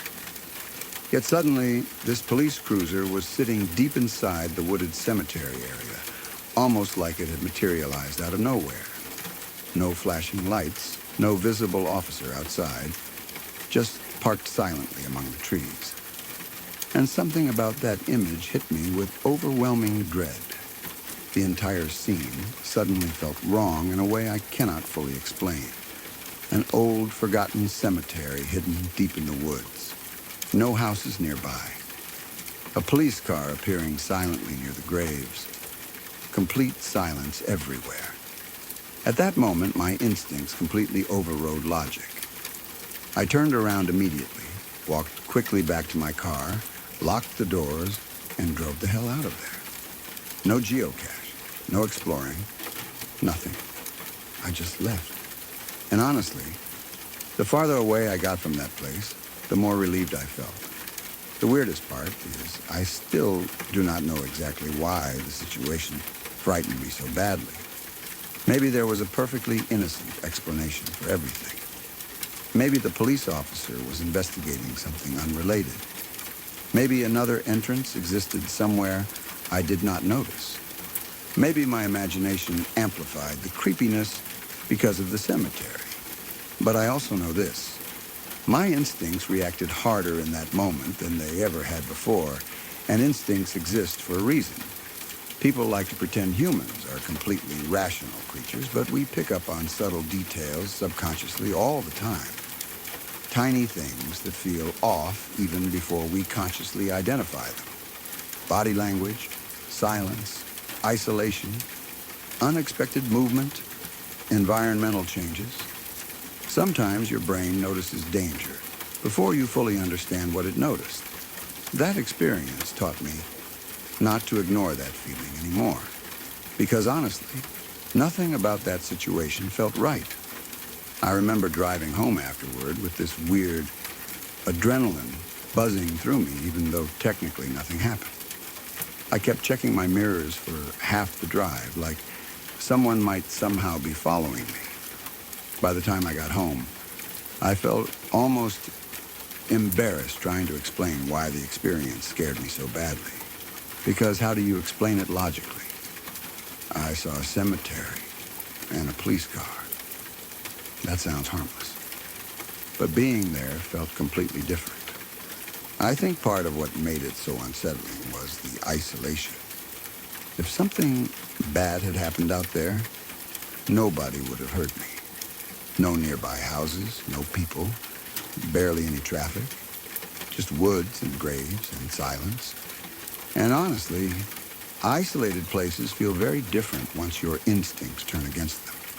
The same trees that looked peaceful driving in suddenly feel claustrophobic driving out. Every shadow feels deeper. Every empty stretch of road feels wrong somehow. Even now, years later, I still think about that hidden cemetery sometimes, mostly because it felt forgotten. Like one of those places people accidentally stumble upon and then quickly leave behind again. I never went back, never finished that geocache, never even looked up the location afterward, because part of me genuinely did not want to know more. And maybe that sounds silly, but I would rather feel stupid for leaving than ignore my instincts and regret staying.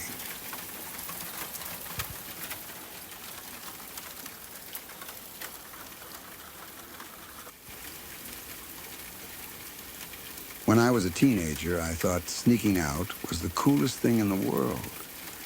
At that age, everything feels dramatic and exciting. You convince yourself you are independent, smarter than adults, and somehow immune to consequences. Looking back now, I realize how unbelievably careless I was sometimes, especially because of what almost happened one night after I snuck out to see a movie. Even now, years later, that memory still gives me chills when I think about how differently things could have ended. It happened when The Grudge first came out in theaters. Horror movies were a huge deal to me and my friends back then. We were obsessed with them. The scarier, the better. We would spend entire weekends renting horror movies, trying to freak each other out, and pretending we were not terrified afterward. When we found out there was going to be a midnight premiere for The Grudge, we absolutely had to go. The problem was my parents would never have allowed it. They were strict about school nights, strict about curfews, strict about pretty much everything. And honestly, they had good reasons. We lived in an area where teenagers probably should not have been wandering around late at night alone. But of course, at 16 or 17 years old, I thought all of that was overprotective nonsense. So I snuck out. I remember waiting until the house was completely quiet before climbing out my bedroom window. My heart was pounding the entire time because every little sound felt impossibly loud at night. The creak of the window, my shoes hitting the ground outside, the sound of leaves crunching beneath my feet. But once I met up with my friend, the fear disappeared and turned into excitement. That is how sneaking out always worked. The buildup felt terrifying. Then suddenly, you were free, driving around with friends at midnight feeling invincible. The movie itself scared the hell out of us. Everybody in the theater was screaming and laughing nervously during the creepy scenes.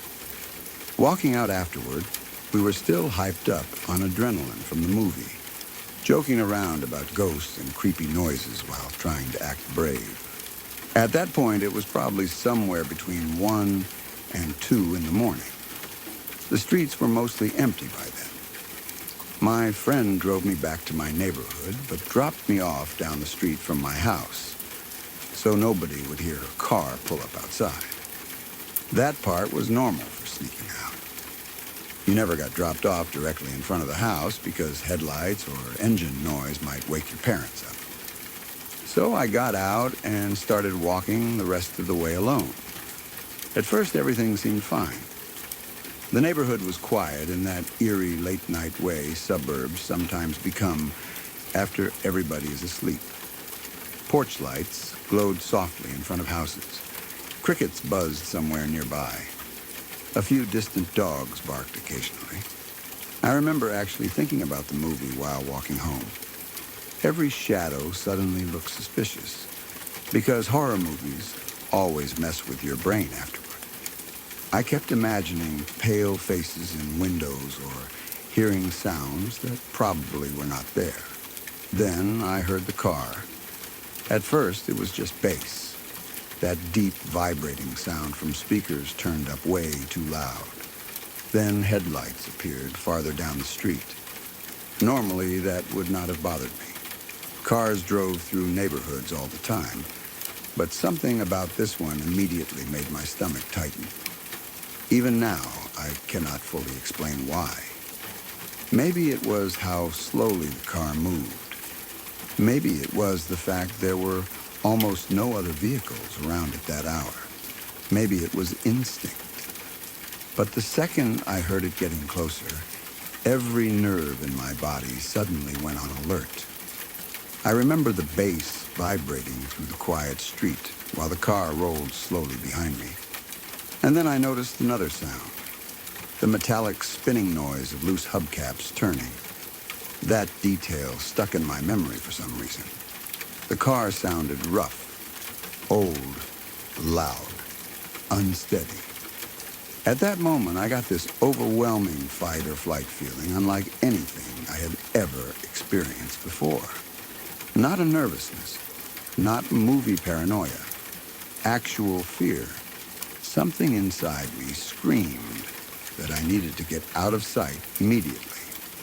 I started scanning the street quickly, looking for somewhere to hide without making it obvious I was panicking. Then suddenly I heard a car door open, right behind me, while the car was still moving. That sound hit me like electricity. I did not stop to think. I did not turn around. I just ran. And when I say I ran, I mean I sprinted harder than I ever had in my life. At the time, I was on the track team at school. And honestly, I think that probably saved me. Pure adrenaline took over completely. The second I heard that door open, my body reacted before my brain even processed what was happening. I flew down the street. I remember hearing footsteps behind me at first, or maybe I imagined them. To this day, I genuinely do not know. Fear distorts memory sometimes. All I knew was I needed to disappear immediately. A few houses down from mine, I saw a fence and jumped it without even slowing down properly. I honestly do not know how I cleared it because normally I probably could not have. Adrenaline gives people insane strength sometimes. I crashed into somebody's backyard hard enough to nearly fall, then crouched down behind part of the fence, trying not to breathe too loudly. And then reality suddenly hit me. I was hiding in a stranger's backyard at 2 in the morning. If they had a large, aggressive dog back there, I was screwed. I remember sitting there in complete darkness, praying silently that nothing started barking. Thankfully, nothing did. So I stayed completely still, listening. My entire body was shaking violently from adrenaline.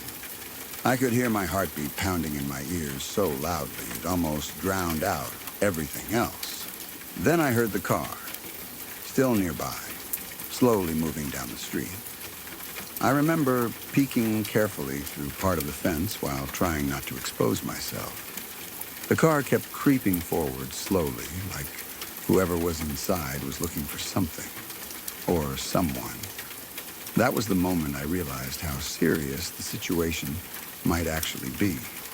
Before then, part of me still wanted to believe I was overreacting. But normal people do not open car doors behind lone teenage girls walking home at 2 in the morning, especially not while slowly creeping alongside them. I stayed hidden in that backyard for several minutes that felt like hours. Eventually, I heard the car drive away completely. Even then, I waited longer because I was terrified it might circle back. Finally, once everything stayed quiet long enough, I climbed back over the fence and hurried home as fast as I could.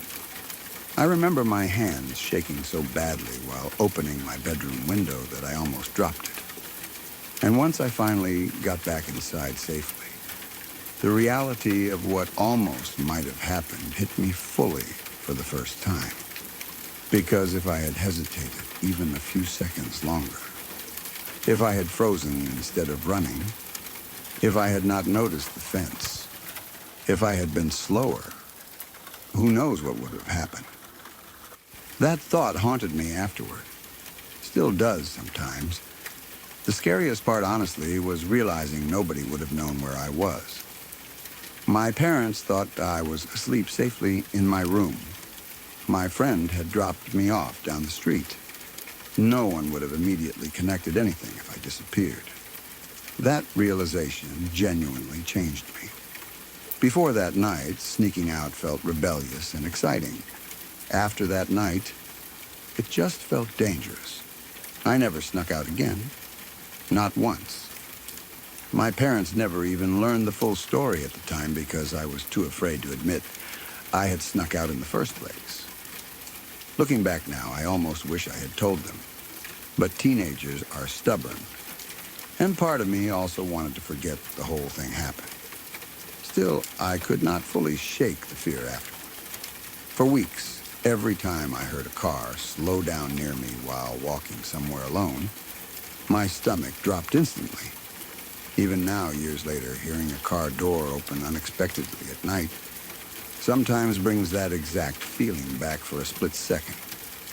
What scares me most about the memory is how ordinary everything seemed beforehand. I was just a teenager walking home after a movie. That was it. One normal decision, one ordinary night, and suddenly instinct might have saved my life. People underestimate instincts sometimes because they cannot always explain them logically. But I fully believe your brain notices danger before your conscious mind catches up. Something about that car felt wrong immediately. And thank God I listened to it, because every time I think back on hearing that car door open right behind me while the vehicle was still moving, I still get chills imagining what could have happened if I had turned around instead of running.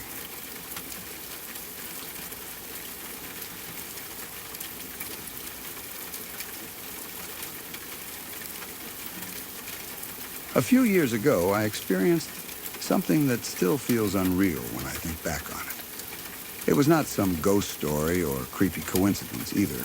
It was real violence, real fear, and one of the few moments in my life where I genuinely thought somebody might die right in front of me. What makes it worse is how normal the night started. It was just another evening hanging out with friends. Nothing special. No partying out of control. No dangerous situation. No feeling that something bad was coming. We were all around our mid-20s at the time, old enough to feel like we understood how the world worked, and young enough to still think serious violence mostly happened to other people. One of my friends had invited a few of us over to his place to hang out. He lived in a pretty ordinary suburban house in a quiet neighborhood. The kind of street where nothing dramatic usually happened. Families nearby, cars parked in driveways, porch lights glowing at night, completely normal. I remember pulling up and noticing the house looked calm. No loud music, no shouting, just a regular night. When I walked up to the front door and knocked, I had absolutely no idea there were already people hiding nearby. That detail still bothers me, because looking back now, they must have already been waiting when I arrived, watching the house, waiting for somebody to open the door. My friend answered, and literally the second the door cracked open, everything exploded into chaos. 4 guys suddenly rushed around from the side of the house. 1 second, I was standing there casually talking. The next second, people were screaming and shoving through the doorway. It happened unbelievably fast. Before I could even process what was happening, somebody grabbed me violently by the neck from behind and forced me backward into the house. Another guy rushed past me holding a bat, while someone else had a knife out immediately. I remember hearing my friend's girlfriend scream somewhere, deeper inside the house. Adrenaline hit so hard that my brain almost stopped functioning normally for a second. Everything became chaotic fragments. Shoes sliding across the floor, people yelling over each other, furniture getting knocked into, the sound of somebody crying.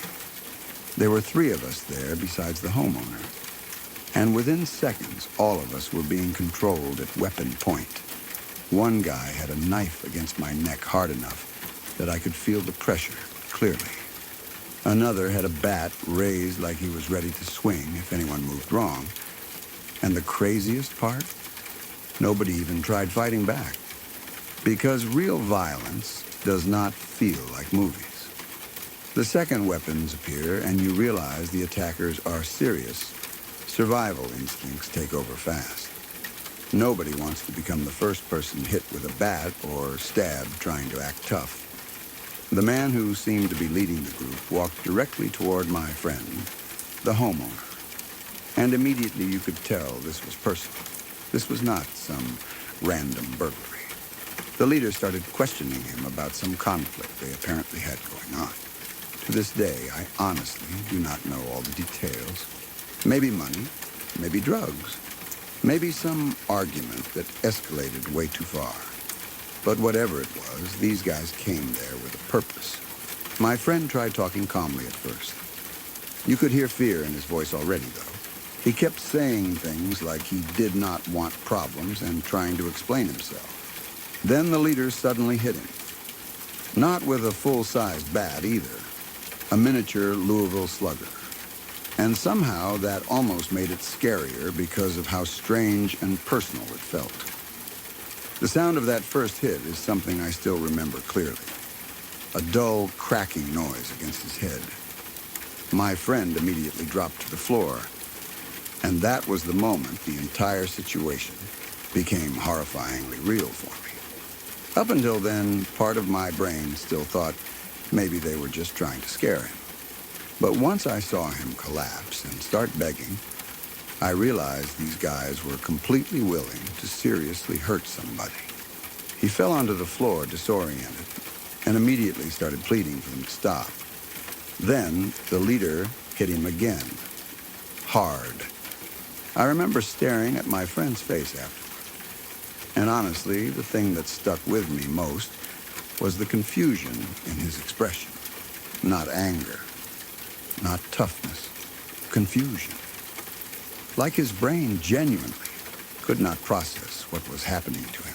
He started screaming and begging in this terrified voice I had never heard from another grown man before. And then he started crying out for his mom. That part hit me harder than anything else. We were all at least 25 years old, full-grown adults, and yet in that moment, after getting beaten and terrified beyond reason, he sounded exactly like a scared child again. People regress when they think they are about to die. That realization stayed with me afterward. I remember him trying to crawl away across the floor while crying and begging. Then the guy grabbed him by the ankle and dragged him back. That image still makes me uncomfortable to think about. A grown man literally clawing at the floor trying to get away while someone pulled him backward like an animal. At that point, I genuinely thought they might kill him. I remember feeling completely helpless because there was nothing any of us could realistically do. We were trapped, outnumbered, weapons everywhere. One wrong move and somebody was getting seriously hurt, or worse. Then something strange happened. The leader leaned down near my friend and whispered something into his ear. I still have no idea what he said. But whatever it was, the entire energy shifted immediately afterward. The attackers suddenly stopped focusing on hurting him. Instead, they started grabbing valuables from the living room quickly.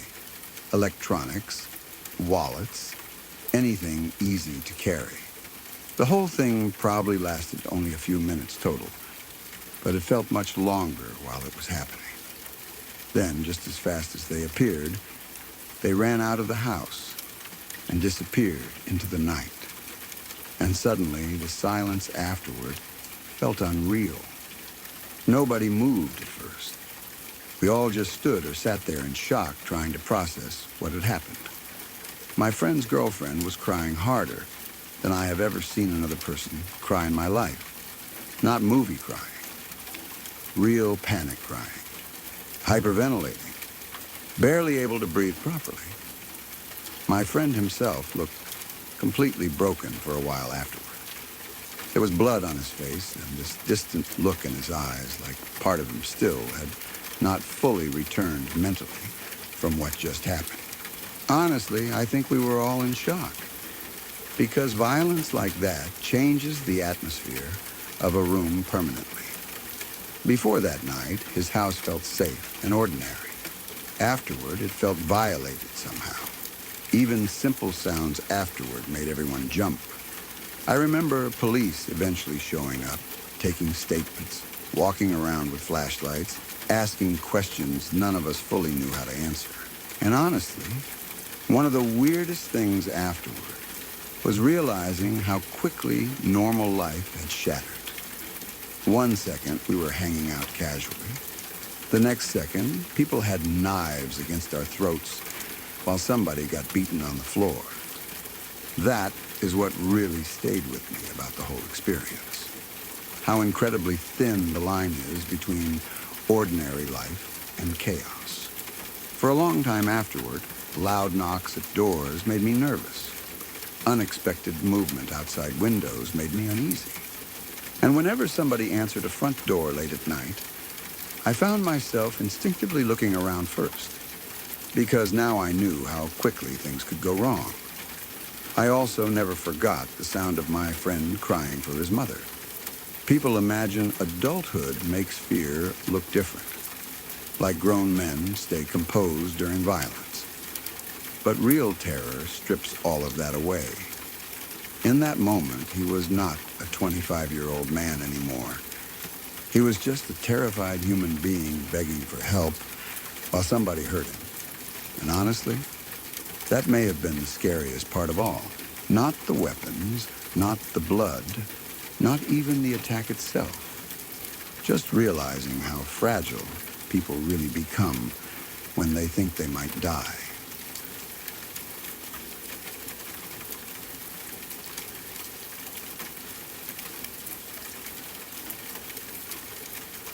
I had just arrived at the camp deep in the Amazon that same day, and by the time night came around, I was completely exhausted. The trip there had taken forever. Long flights, rough roads, boat rides through muddy water, thick, humid air that made your clothes stick to your skin within minutes. By the time we finally reached the camp, I felt physically drained in a way that only jungle heat can cause. The camp itself was beautiful during the daytime, but there was also something isolating about it that hit me immediately.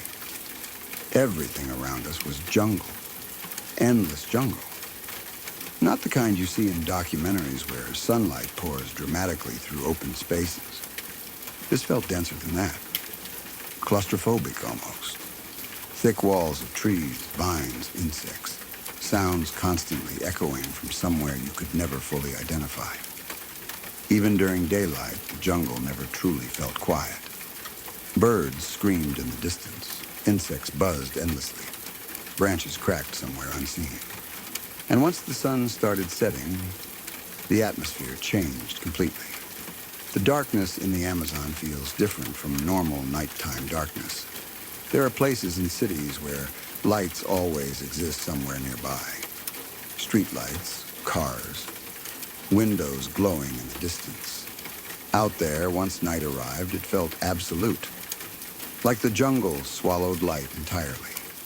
The cabins where we slept were simple wooden rooms raised slightly off the ground. Nothing fancy, just enough to keep people dry and mostly protected from insects.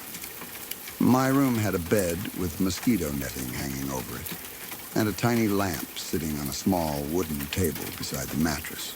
That was it. I remember thinking before bed that I would probably pass out immediately from exhaustion.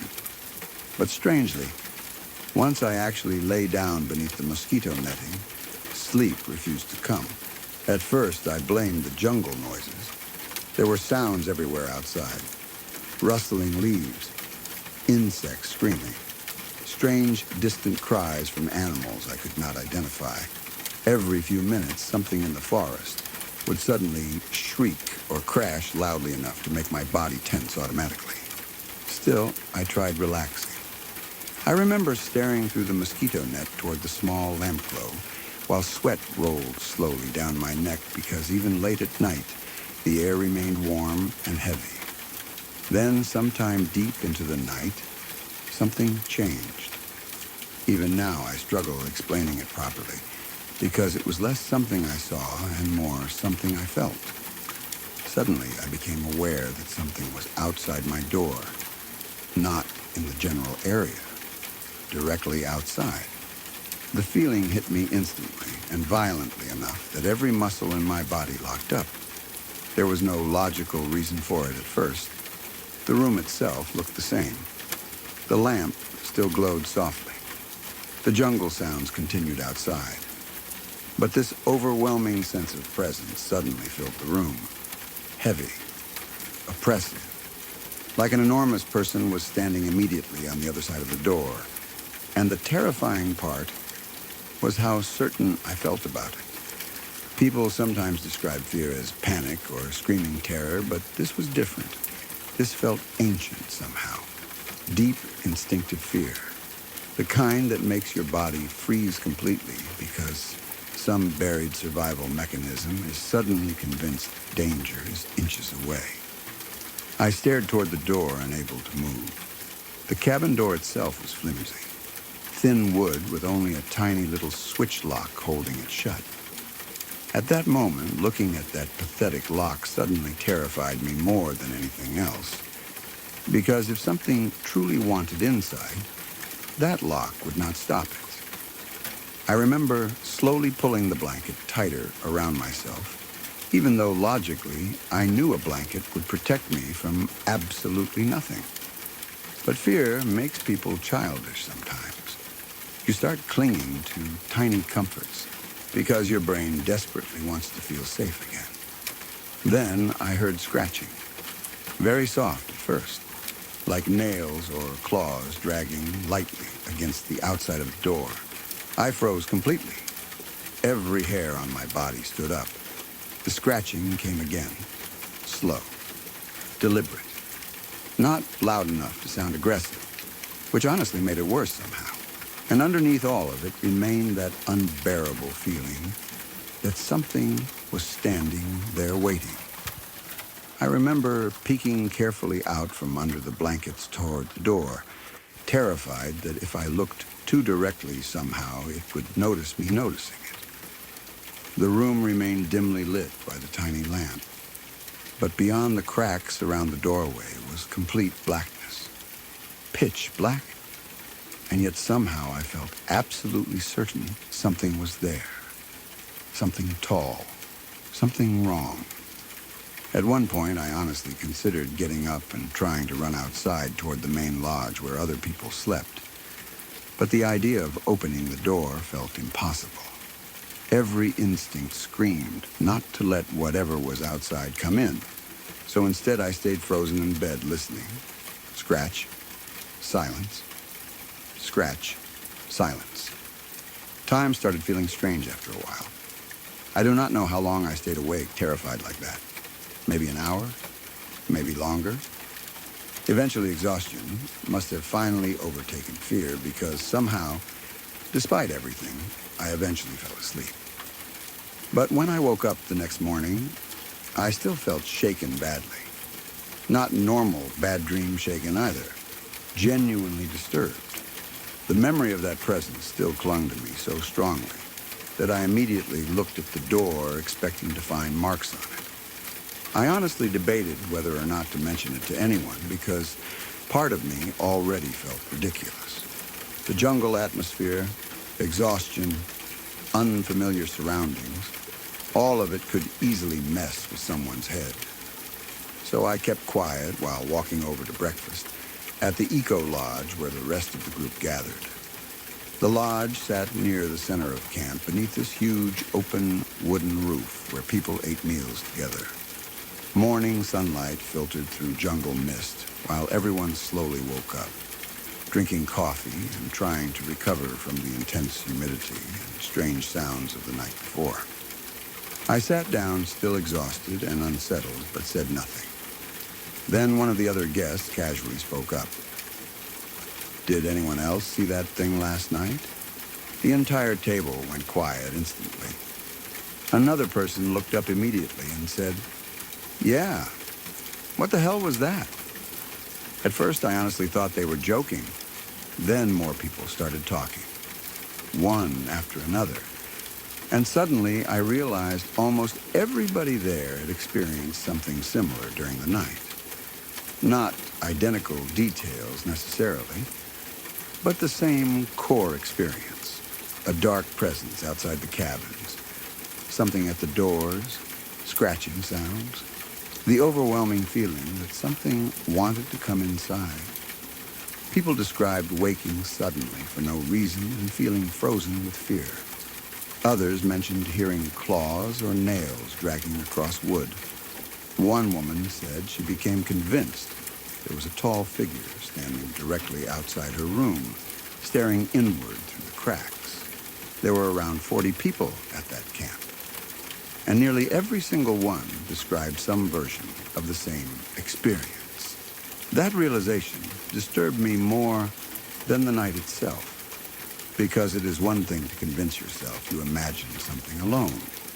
It is another thing entirely when dozens of unrelated people independently describe the same terrifying experience the next morning. The mood around breakfast changed completely after that. Nobody laughed. Nobody acted casual. People looked genuinely rattled. Finally, someone asked the local shaman about it. The man listened quietly while everyone explained what they felt and heard during the night. What struck me most was how unsurprised he seemed. No confusion, no disbelief, just calm acceptance. After everybody finished speaking, he simply nodded and told us not to worry. He explained that whatever visited the camp was malicious in nature, but mostly harmless unless invited inside.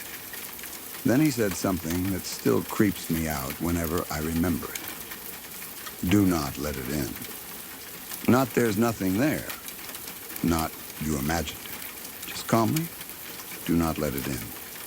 The way he said it made my stomach tighten instantly, because he spoke like someone discussing bad weather or dangerous animals.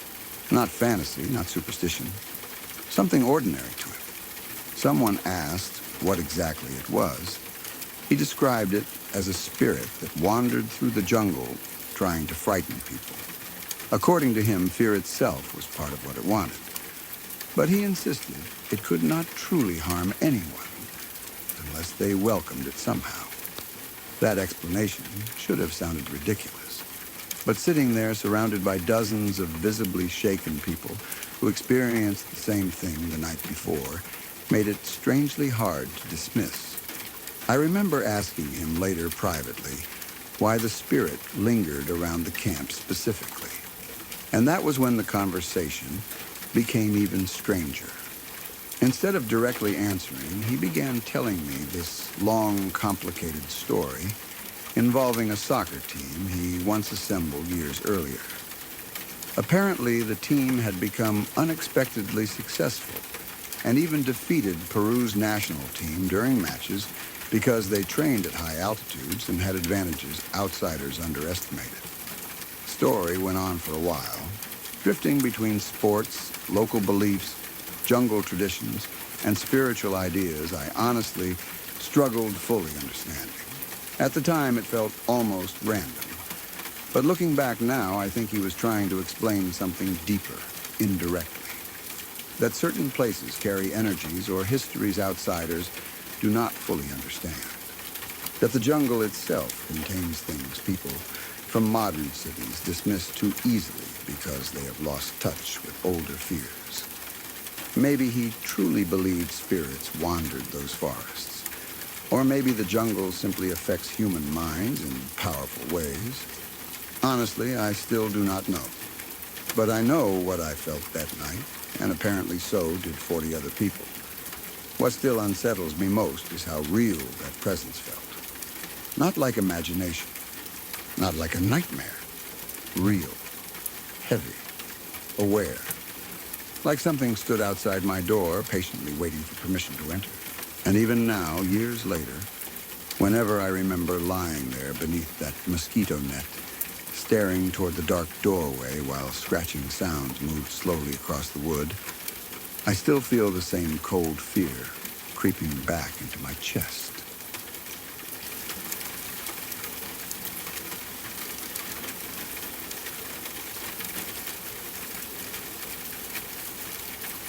If you've stayed with me this far, then these stories didn't simply pass the time. They stayed with you. Everything you heard tonight was real. Real people. Real moments. And in each one, something quietly slipped out of place. If you'd like more of the kind that don't let go so easily, subscribe to Crowvane Manor. There are more rooms left open, and more stories waiting behind every door. I'm grateful you spent this part of your night here. Rest well, and I'll be waiting when you return.